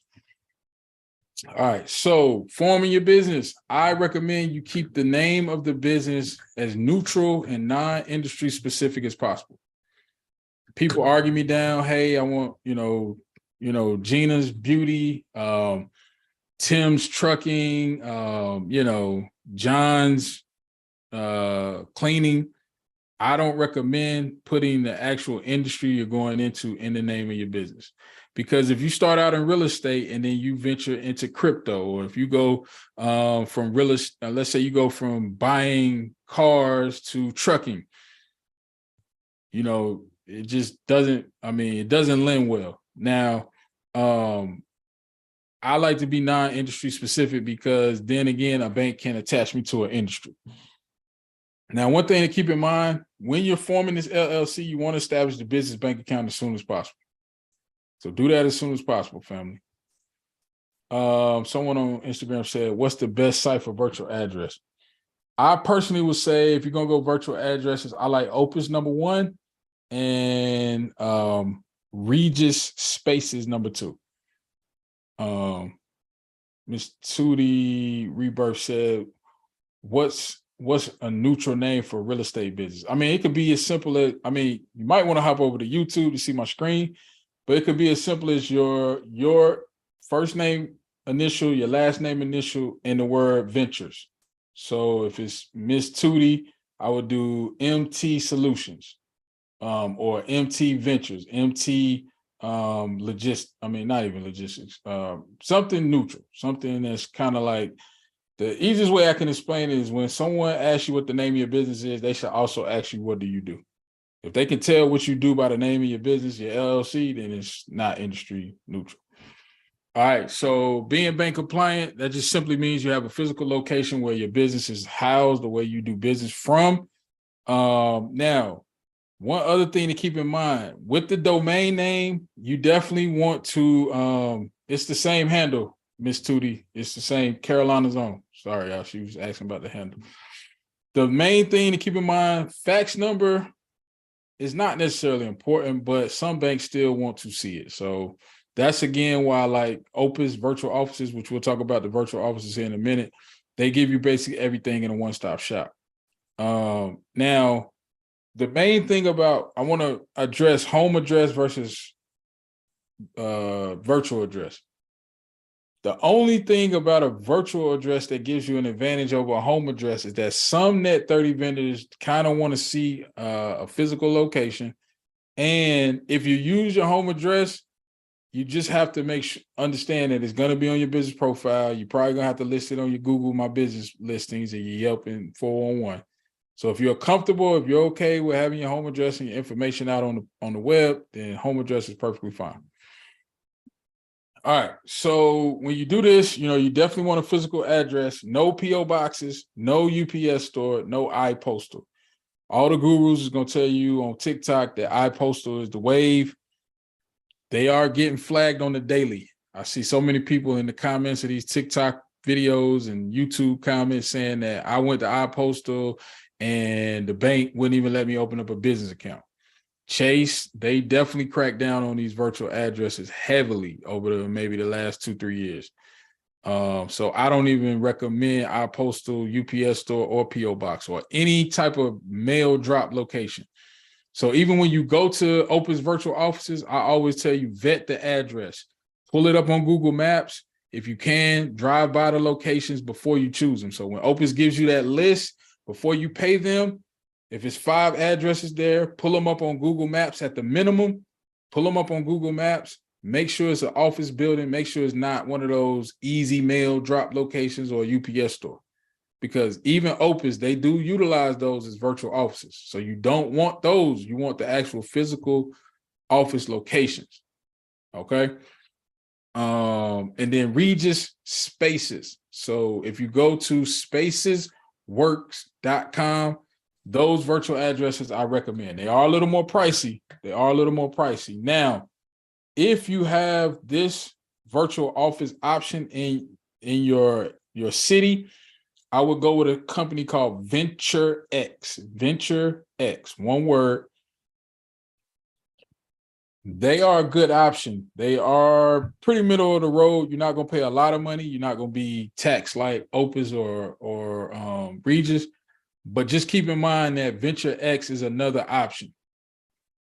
All right. And then setting up your bank. Yep. I'm sorry, quick question with those virtual offices, right? Like Mhm. like the brother Jackson said earlier, when you're Yep. doing government contracting, you can't use virtual offices because the Right. DLA won't give you a cage code. So do you know any virtual offices? Because when they do the background, other businesses are going to show up at that same address. So what they tell you is you got 3 days to send them a lease with a wet signature showing that you're actually at this location. Your business is actually at this location. Do you know any of the virtual offices or anything like that that actually provide like leases with wet signatures that Yeah. provide like a Regis lease for this? Spaces, yeah, you can get, I think they give you a copy of the lease. I have to look in my account that I have with them, but I believe when you sign up with Regis, you can get a copy of or some type of document saying that you have a lease to lease space in that building. I believe they have that, but as far as any other ones, I'm not 100% sure. Hey, can I chime in, Audrey? Yeah, go ahead. Yeah, so I have Venture X. So Okay. yeah, Venture X does that. I have Venture X for my government contracting business. So Okay. yeah, so I tell everyone, to get through the registration process, you have to use a physical address. But once you're registered in there, then you can actually do a virtual, well, I think they refer to it as shared office space. So, and they'll ask for a copy of the lease agreement or a copy of your agreement with them. And once you send that in, showing your suite number and all that, you're good to go. Okay. Yeah, is that the one in West Palm? Yeah, that's the one I got, West Palm. Yeah, one of my clients, she had that Well, same virtual address there. Go ahead, that's Jay. Venture X. Yeah, so Venture I X. believe, Jay, are you in Charlotte or North Carolina? You in Charlotte? I just moved to Georgia. I was in Charlotte. I just moved to Georgia. Okay, well, Atlanta has 2. So, well, I guess what I'm saying is you got options with Atlanta, you got options with Charlotte. Now, I was gonna say the best one in Charlotte would be the one on Moorhead, because they got 2 locations here. The one in Ballantyne is a little bit far, but the one in Moorhead is right uptown by the Panther Stadium. So if you got like a North Carolina LLC, like all my clients now, if they're in North Carolina, we using the Venture X location as the business address because on Moorhead, because it's the most beneficial. So I got an address for mine already. My Okay. company is registered in North Carolina too. I got one for mine, but I'm about to launch another for e-commerce business, and I wanted to do that because I wanted to take government contracting as well. So I appreciate that. Thank you, Judge. Yeah, absolutely. Yeah, that was a good one, man. Yeah. So the main thing too, when you're establishing bank compliance, you can go to places like GoDaddy, 1on1. I think it's called INOS now. It used to be called 1and1.com, but if you type in 1and1.com, it'll come up. But you could get a domain name for pretty cheap. I mean, yes, you're gonna have to invest some money. You're trying to make money. It does take a little bit of resources, unfortunately, right? And everything is not free in life. But you want to secure your domain name. You want to make sure you're using some type of email info at the domain name or whatever the case may be.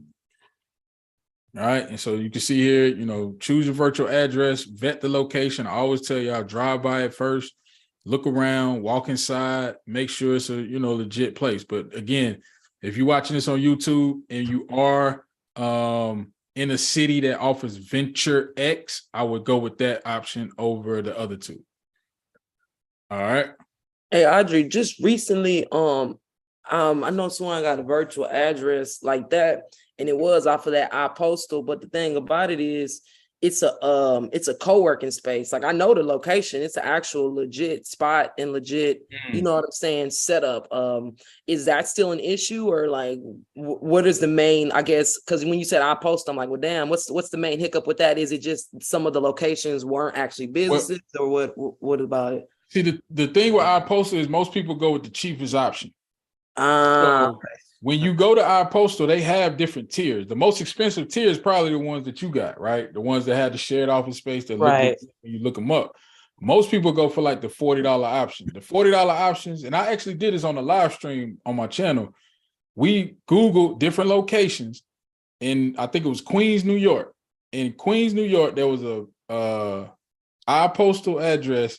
It was like a building, like a brick townhome building. Right next door, it was like a vacant lot and then another building. So that just kind of give you an example of some of the quality of iPostal addresses that, and there was one in Jersey, it came up as a storage facility. So that's the problem that most people run into with iPostal, is why I don't personally suggest you go that route. But yeah, if you got like a legit place, and that's why I say vet the location, because I could be wrong, you know. If you go iPostal and they have like a shared office space or something that's, you know, up on the up and up, then, you know, as long as you can swing it, I say do it. Okay, cool. Yeah, I've been to the co-working space a few times. So okay, so basically what you're saying is just make sure it's a legit spot. There's nothing wrong with iPostal themselves, but just make sure if you're getting something from them that is actually legit. Okay. Right. And then I'm gonna tell you another hack that you can do, and this is how I came aware of it. When for our business now, this entity, I was using Da Vinci virtual offices. But what happened was when I would go and I would get my mail and I would check my mail, I built the relationship with the front reception, the lady at the receptionist desk. And she basically told me, she was like, you know, you don't have to go through the third party. You can go direct to us. So even if, let's say, your friend or someone goes to iPostal and they find a shared office space, just go to that place and just say, hey, do you offer virtual address services? You know what I'm saying? Like, you don't have to use iPostal to facilitate getting a virtual address, because they just a middleman, you know, they're just a middleman. Right. Okay. Yeah. Yep. Somebody on Instagram said, I'm still working on the personal credit, need a virtual address, but everything else is good. If you're in an area that offers Venture X, that would be my first choice. I don't really know how to answer that one. I'm still working on personal credit. I mean, yeah, personal credit. We come over to the YouTube. That's all I can tell you. So again, when you list your business, there's a few places you want to be listed. The main four, these are the free ones: Yelp, 411.info, or you can use I'm gonna give you the free ones and I'll give you some paid ones that work. Yelp, 411.info. Now, one thing for those of you, if you have a Verizon business line, you can call Verizon once you establish a business account with Verizon and ask them to list that phone number with the 411 agencies. I don't know about AT&T business lines because I got AT&T. But I know for Verizon, you can call them once you establish a business line for your business and ask them to then list that with 411. 411.info used to be my go-to. List yourself is kind of the one to do now. And it kind of changes. 411.info used to be a good resource, but they just fell off the map for whatever reason. It's hard. The customer service is terrible. So if you send information to them, once they list your business, make sure everything is right. Hopefully you don't have to change anything.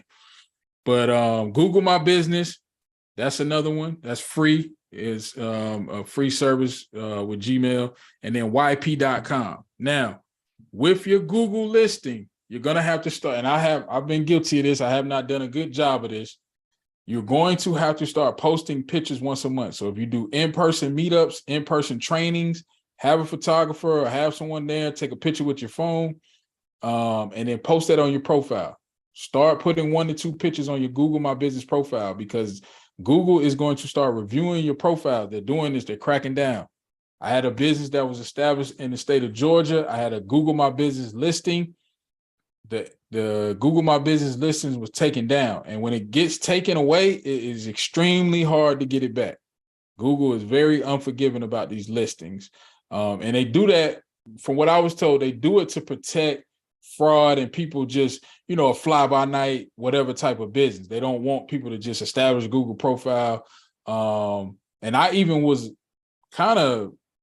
someone tried to scam me into paying them for web listing services and fees, and I couldn't even find any web presence. They had barely a Google My listing. But long story short, with your Google My Business listing, just try to post pictures once a month. Even if it's just you if you sell t-shirts, tell the people at your warehouse, wherever you buying your shirts from, to take a picture of you picking up the shirts.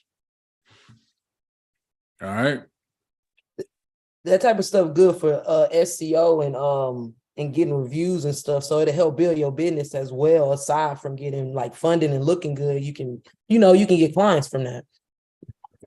That's a great point, man. So y'all holler at Jeff if y'all need that SEO. You dig? Now, so with your online listings, just be mindful that, whatever's on the Secretary of State, you want it to match your Google My Business listing, the online listings that you create. So if you 123 Main Street on Secretary of State, it should be 123 Main Street on your business profile, as well as your Google My Business listing. Everything should match.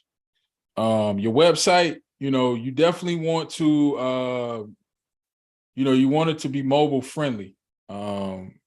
You don't want a website that takes forever to load, because most people, when they search for you or do any type of, searching, 80% of it, is going to be on their phone. So just be mindful about that. Now, step number 1, we form the business. Step number 2, we make sure we open up.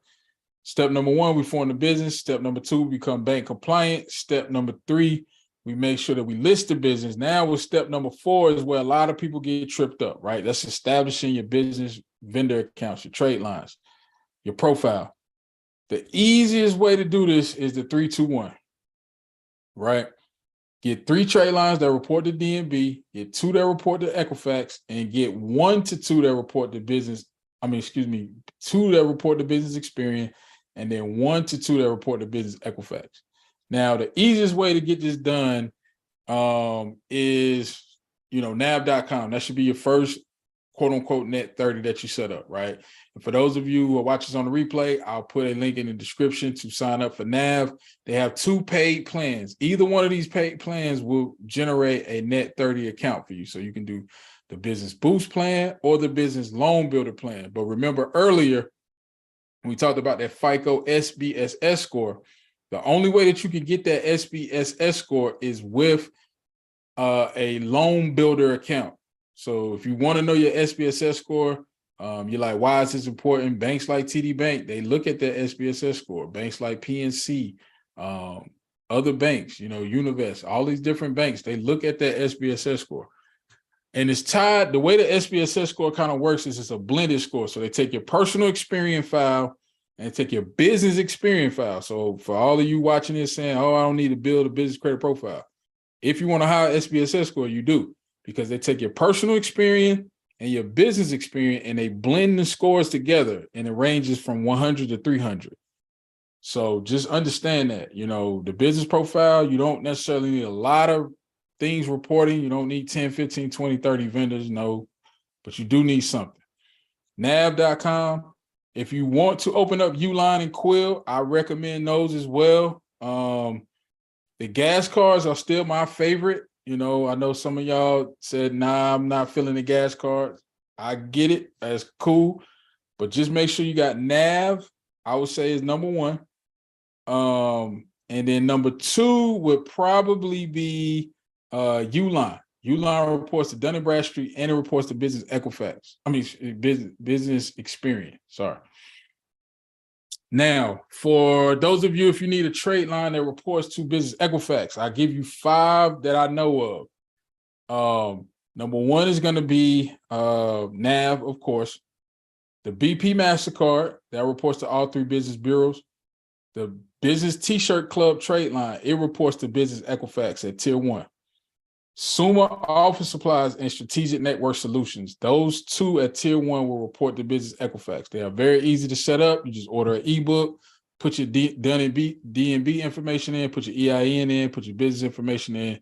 So Strategic Network and Summa Office Supplies, and then AT&T Business. AT&T Business Lines, if you get an AT&T Business Line, it reports to Business Equifax and Business Experience.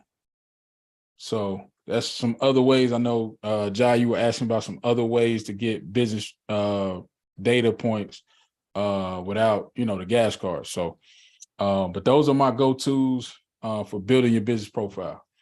Now, the gas cards, WEX used to be a good one. They are PG now. They will ask you the personal guarantee. If you're comfortable with that, then WEX is still an option. The only downside to that is WEX pretty much had about 70% of all the gas stations in America. They had all the big boys, QT, Shell, Valero, what else? What's some ones in Texas, y'all? I know I'm forgetting. I can't remember. But basically, WEX Bank had a monopoly pretty much on all the gas stations. Now, the other gas card that I like that I haven't really touched on a lot is that Pilot Flying J. That's a good one that reports to DNB. It reports to DNB. My favorite would probably be the BP MasterCard. It's pretty easy to get at Tier 1. You can go for the Fuel Man gas card as well.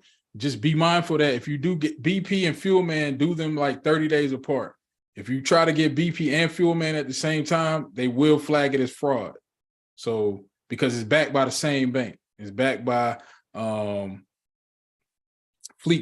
So FleetCor is the bank that backs BP, MasterCard, Comdata, and Fuel Man. So just get one of the 3, get it approved, and then 30 days later, get the next one. So you can start with Fuel Man, wait 30 days, get BP, or you can start with BP, wait 30 days, and get Fuel Man. Don't get them at the same time.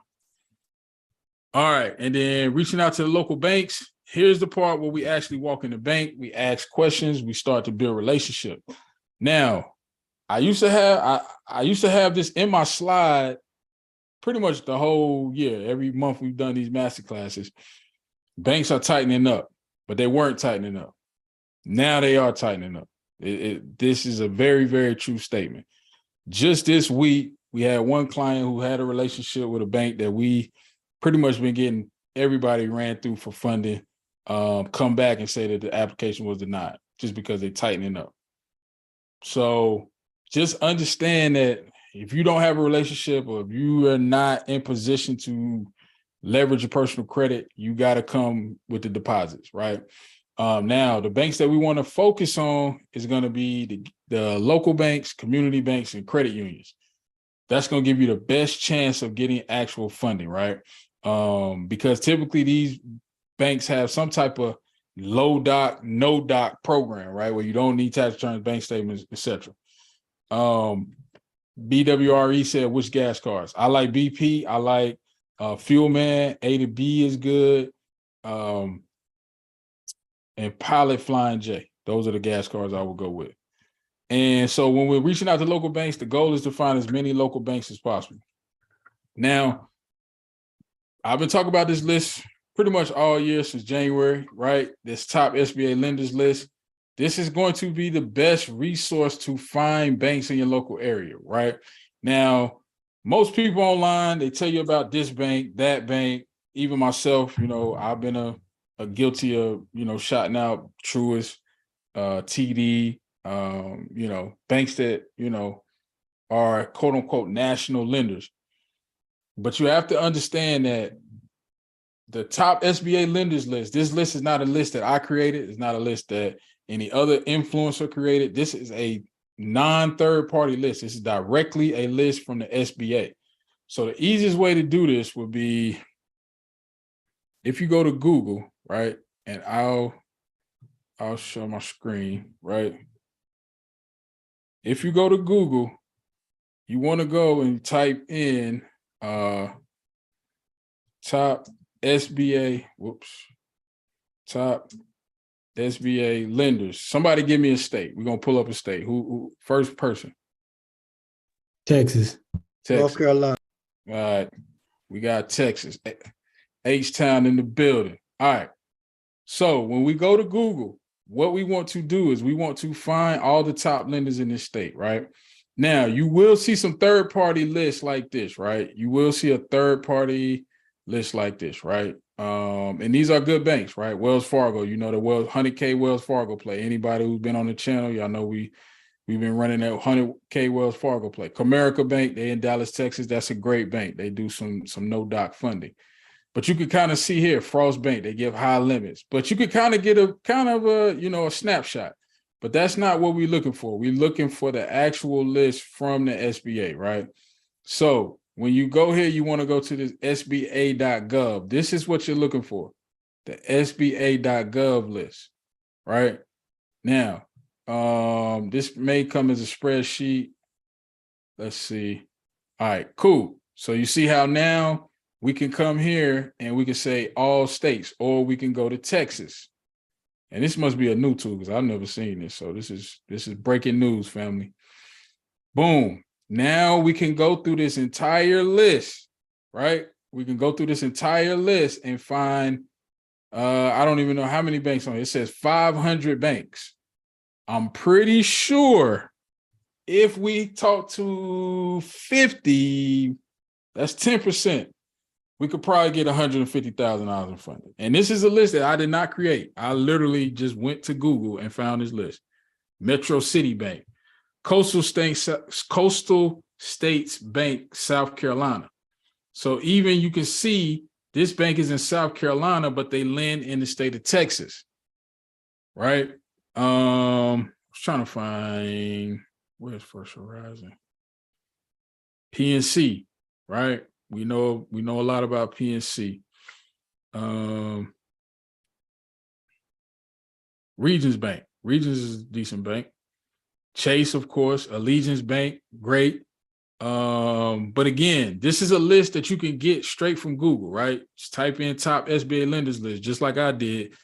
And this is coming straight from the SBA. You can see right here up in the left-hand corner, this is an SBA list. This is not the CBCA network list. This is going to be your best resource because what it does is it gives you a snapshot of all the banks that are actively lending. Now, they are tightening up. So then now you got to have a snapshot of, okay, these 10 banks I'm going to only go to for this next 6 months. I'm going to build relationships with them. I'm going to put money in the account. I might get a personal. I might get a business account. And I'm going to ride out with these 10 banks. How do you know how to do that, right? What's the process to narrow it down to 10? We're going to get into that. Another way that you can get access to lenders is if you go to Google again, you could type in SBA.gov/lender match. Now, the lender match tool is good because what this does is it is going to connect you with specific lenders. So if you're in transportation and you're looking to get funding for equipment or your truck, or if you got a lawn care business, the SBA lender tool is only going to give you the businesses that lend on commercial lawn care equipment or real estate or trucking, transportation, box trucks. It's only going to give you those lenders. It's not the 500 that we saw earlier. It's going to narrow it down to that specific type of funding that you're looking for. So that's another way that you can get access to a list of banks that you can find in your local area, right? The SBA lender match tool. And then once you find these banks, what you want to do is you want to reach out to these banks and establish a point of contact. Does that make sense? How you can, narrow it down? So let's say you take it from 500 down to 50. These are the 50 best banks to get, real estate funding. Right? Yeah, that makes a lot of sense. Yeah. All right. And so tips for reaching out to banks, you definitely want to build rapport with your branch manager or the VP of business lending, right? Most people that, you know, I'm in Charlotte, you know, a lot of people hit me up. Hey, I went to, you know, XYZ bank. I'm like, who did you talk to? Well, I talked to the lady at the bank. What was her title? I don't know. It was just a lady at the bank. How do you even know that they know what's going on with business lending? They could just be, you know, and no offense, but they may not even have no pulse of what's going on as far as business lending is concerned. So when you go into these banks, these branches, introduce yourself. Hey, my name is Audrey. I'm a local entrepreneur, business owner. I wanted to meet with either the branch manager or the VP of business lending to discuss your business lending products. Remember, banks, they offer products. A bank account is a product. It's just like when you go to Walmart and buy lotion. Walmart sell lotion, they sell groceries. Those are all products, goods, and services. Banks, products are lines of credit, business credit cards, term loans, etc. Right? That is what you have to understand when you're talking to banks. You kind of got to understand their language, right? And this is something I had to learn, throughout my journey, right? You want to be talking to people that can give you the answers to questions about business lending. You don't want to just be talking to a banker who may or may not know what they're talking about. Now, with the credit unions, you may have people who move between both. Like here in Charlotte, in North Carolina, excuse me, we have a credit union, Truliant Federal Credit Union. The people there, they do personal and business. So, but they're knowledgeable about both. So you may run into that issue with the credit unions where the person who's helping you with personal stuff is also helping you with business. But just try to get the branch manager or the VP of business lending. Now, you can apply for funding if you're in position. But I typically would say if you're going for higher limits, 20, 50, 30,000, don't necessarily apply right away. Get questions answered. Have a game plan going into it. And that's what we do a lot of with our clients. We kind of set up the game plan, right? So we know we're going into these 4 or 5 banks over the next 30 or 45 days, and we're trying to walk out with X amount from each bank. Get into the habit of going and meeting with these banks on a quarterly basis, right? Now, for those of you who are, you know, if you're a solopreneur or if you don't necessarily have the time to go to a lot of different banks, maybe you start going to networking events where bankers frequent. Or like for me, I'm in Charlotte, right? Charlotte is kind of like a banking city, right? We're one of the top 3 banking cities in America. Maybe you go downtown and you have lunch where the bankers have lunch, you know, or maybe if a local bank, like a lot of times Wells Fargo, they do events and things at our local community college, Central Piedmont Community College. Maybe you go to those events. That's where you can kind of catch people off script. You know, maybe you meet that VP of commercial business lending and they're not talking bank talk. They're talking to you like a human being, right? You know, they're saying, hey, this is what we like to see. This is what our last, 10 people came in the bank with, even my banker called me. She was like, hey, I was inquiring about some transportation funding, and she was telling me, hey, typically if we got XYZ in place, if you got a VIN number, this, that, and the third, we can, run the application, right? Credit score need to be here, there. These are the type of conversations you want to be having with these bankers, not, hey, I'm trying to get a 0% interest. They don't, that's you going over their head, talking about 0% interest. Now you can ask, hey, what are the terms, interest rates, that, but if you just walk in the office and the first thing you say is, hey, I want 0% interest funding, what can I get? They might tell you to leave the office, man. I'm just being real. No, I'm just joking. All right, but I say all that to say, just having conversations goes a long way. Justin, yeah, we definitely got a link, my brother. We definitely got a link, man. ASAP. Shout out to Rock Financial, man. Them folks in Rock, man, they get us funded all the time. Real quick, I got an IG question. Someone said, is there any way to get startup capital? Yes, that's what the whole presentation is about. whether you start up, whether you just started your business, BWRE, one thing I would recommend to you is probably at least get you a game plan and reach out to a score mentor in your area, because you probably want a business plan if you're a startup. A lot of CDFIs, community development financial institutions, they will lend to your business at lower credit thresholds if you have if you got a business plan that can show revenue for a 12 to 18 month time frame. So if you need a business plan, get with my homie B, the entrepreneur, Brandy, on Instagram. She get you straight. But again, when you go into these banks, you want to be strategic. Now, as far as establishing a fundable business profile, these are kind of the industry codes that I recommend that kind of low risk, kind of fly under the radar. You can Google other ones. You know, you can kind of finesse it.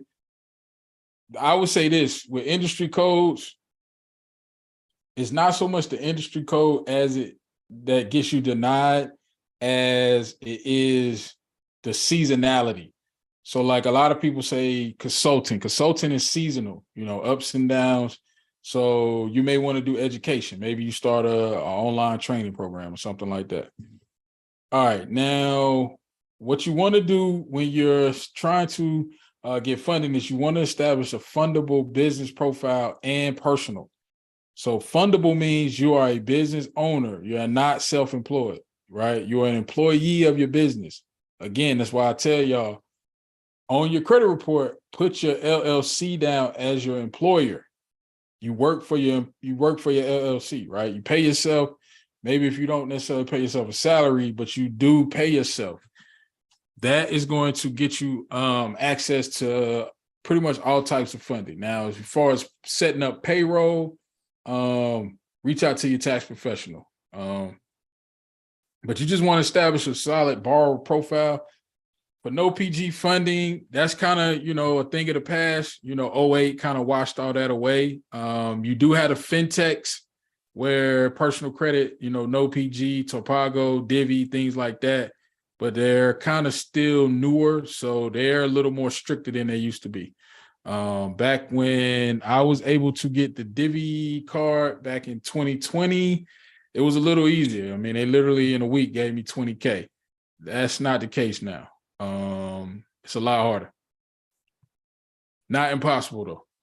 Now, ideally, when you're establishing your funding entity, you want to be low risk. You want to make sure that you got, you know, at least 3 trade lines on all 3 bureaus, minimum. That's kind of the minimum. At least 2. At least 2 on Experian, 2 on Business Equifax, 3 on Dun & Brad, so you can trigger that paydex score. All right, income and taxes. This is your big joker. We talked a lot about credit. We talked a lot about having, a good credit score, good credit profile. The one big joker to that is, and when I say big joker, I'm talking about if y'all familiar with spades, because I remember somebody asked me, what do you mean big joker? The big joker is kind of like the wild card in a deck of cards for spades, right? The big joker of funding is income and being able to show that with tax returns. If you have $500,000, $1 million, $2 million in sales, your credit score may not necessarily need to be a 740, right? Just throwing that out there. Now, the other caveat to this whole matrix or getting access to funding is going to be the relationships. How much money you keep in the bank? Which banks are you banking with? How much money are you keeping with these banks? And then your credit profile. So I know we talked, pretty much all day about personal credit. It does need to be structured. You do need to establish a fundable personal credit profile, but that income can definitely, especially with the banks that we showed you on that SBA lenders list. Not every bank. We talked to banks in Texas specifically, they'll go as low as a 650, right? If the revenue makes sense. If the business is healthy, if you're showing a profit year over year. So there's some other factors. All right. And then again, this is how you can kind of start to get unlimited amounts of funding. You want to make sure that you're filing your taxes, right? Income again, establish W-2 income. So as you start to make revenue and pay yourself, definitely get with your tax professional and get your ADP set up, or get with your, your payroll people. and start getting on payroll. That's my next step. I gotta, start getting on payroll because it's time to buy another house. And yeah, you gotta be showing some taxes. You gotta be showing W-2 or at least pay stubs, at least start to pay yourself a pay stub from your business as soon as you can. Of course, in the beginning, you reinvesting, you put money back in the business. But once you're able to start taking money and paying yourself, set up that payroll, set up that automatic payroll. Even if it's $1,000 a month that you pay yourself a paycheck, banks look at that because they're going to see how much money you got in your business accounts already. And then if you're paying yourself out and you're paying taxes back into, IRS, that's ball game. All right. Someone on Instagram said, what are good companies for small business grants? I'm not the grant person, honestly. I would say for you, Miss Tootie, the best option to get a grant would be to hire a grant writer and pay them a percentage of whatever the grant that you are awarded. That's what I would do. Motivation to the fullest said, is this a hard process? Is this a hard process? No, it's not hard. Not at all. All right, VIP, y'all still with me, man? I know we've been rocking for about an hour and some change. Yeah. Yep. All right, cool. Yeah. Still here. All right, bet. So we're gonna wrap it up here shortly. So banking relationships, daily, weekly deposits is what they look at. Average daily deposit history. You definitely want to stay away from any negative bank accounts, negative days. That does not help your fundability. And so that's why typically what I tell people, when you open up a bank account with a new bank, because people say, how many bank accounts can you have open with a bank? As many as you can put $250 in and walk away from it and not need the money. So if that's 10, if you can part with $2,500 in 10 different business bank accounts, and then over the course of a year, you start to run deposits through them as you start to ask for funding, then do that. If it's only 4, do 4. Don't overextend yourself, because the last thing you want to do is get in a situation where your business bank accounts start to be in the red, because then they're not going to want to lend to you. All right. And then as far as your fundability, you want to be at about a 720, 740 for the business lines of credit. 680 you can still get business lines of credit with the credit unions, the tier 3 banks. Just be mindful that your relationship probably will play a role in that. Business credit cards for high limits, 720 and above. Low risk helps, low risk industries tend to get favorable amounts of funding for whatever reason. All right. And then, so how to get unlimited funding for your business? You definitely want to make sure that you have a conversation with these banks. And I want to stress this, too many people in the YouTube comments, too many people DM me, hey, I went and I talked to this bank and it didn't go well. And then I'll ask, well, who did you talk to? And, it's probably not the person that you need to be speaking with. If it's not a VP of vice president of business lending, or the branch manager, or even a business banker, they probably can't give you the answers you're looking for. I'll just say that. I'm not going to say that no one knows anything about business banking if they don't work in a business department, but you want to give yourself the best chance by speaking with someone who knows about business lending. So, make sure the conversation goes in a conversational manner. You don't want to be rapid fire. Hey, do you offer 0% interest? Oh, by the way, can I do it with no doc? Oh, by the way, I took a loss last year. Do you care about that? Don't spit off questions to them. You want to have a conversation. You want to make sure that it's back and forth. You kind of you're having a conversation. You just don't want to be one-sided where they, giving you non-descriptive answers. Because I've been in that situation too, where I'm asking questions and the banker's like, yeah, yeah. Oh, yeah, we do. Yeah. Just kind of give you those answers too. You don't want that. You want it to be, well, this is what we look for. This is the type of profile we look for. If you got this credit score, we can help you get funded. Or if you got a business plan, you've been in business, you're a new business, this is what we need the business plan to look like for us to lend to you. You want these type of questions, these type of answers, right? But don't make the conversation about you. Hey, you know, did you go to school for banking? How did you get into banking? Do you like working for the bank? That's the easiest question you can ask a banker in your area. That's a softball question. Hey, do you like working for Chase? Is Chase a good bank to work for? And just, you know, get them talking, get them flowing. You know, everything is sales, you know, in business is marketing and sales. That's the basis of business. And then as far as business lending programs, it's typically going to be 3 options. You're going to have full doc, 2 years tax returns, 2 years bank statements, 2 years profit and loss. Then you got low doc. Low doc, it could be 1 year profit and loss. It could be 1 year taxes. It could be 3 months of business bank statements. We were talking about earlier, I was able to get a PayPal business loan. The first time I had to give them 4 months of business bank statements and they pulled my credit. This time I didn't have to give them anything. So quote unquote, no doc. So, you know, just understand that it could go either way, right? Full doc, low doc, and then no doc means you don't show any tax returns, any bank statements. That could be credit cards, lines of credit up to a certain threshold. So the no doc, they probably going to be 50 and below. And you may have to be in business 1 or 2 years. So you just got to ask that question when you interview the banks. All right. So hopefully everybody got some value from today's session. We did it a little bit differently. We went live on the YouTube channel. So yeah, man, we had to show some love to the YouTube family. Instagram, I appreciate y'all for continuing to rock with me as well. If you got some value from today's session, please put that in the comments. Just say, hey, this was great. I wasn't feeling it. Whatever your thoughts are, let me know in the comments, family, on YouTube. Like the video. Make sure you subscribe to the channel. We got more and more content coming, okay? We putting out content daily. We're trying to do it daily. So just be mindful that we got more content coming. But hopefully today you got a crash course. Maybe there's some stuff you heard today that you hadn't heard before. Maybe there's some stuff you heard before just in a different way.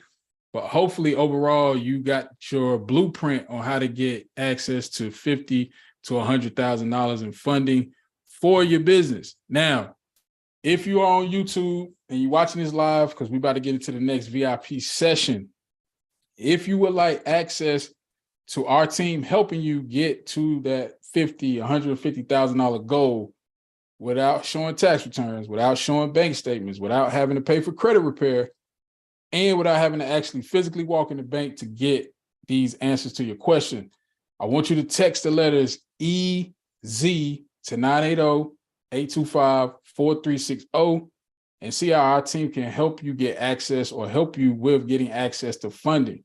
All right. So if you would like our team to help you do that, just text the letters EZ to 980-825-4360.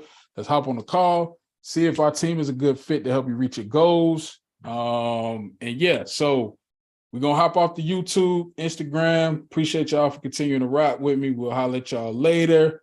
And VIPs, what we'll do, we'll take a quick 15-minute break. Let everybody go get some water, get some restroom, and then we'll come back and do the jam session after. All right. So YouTube.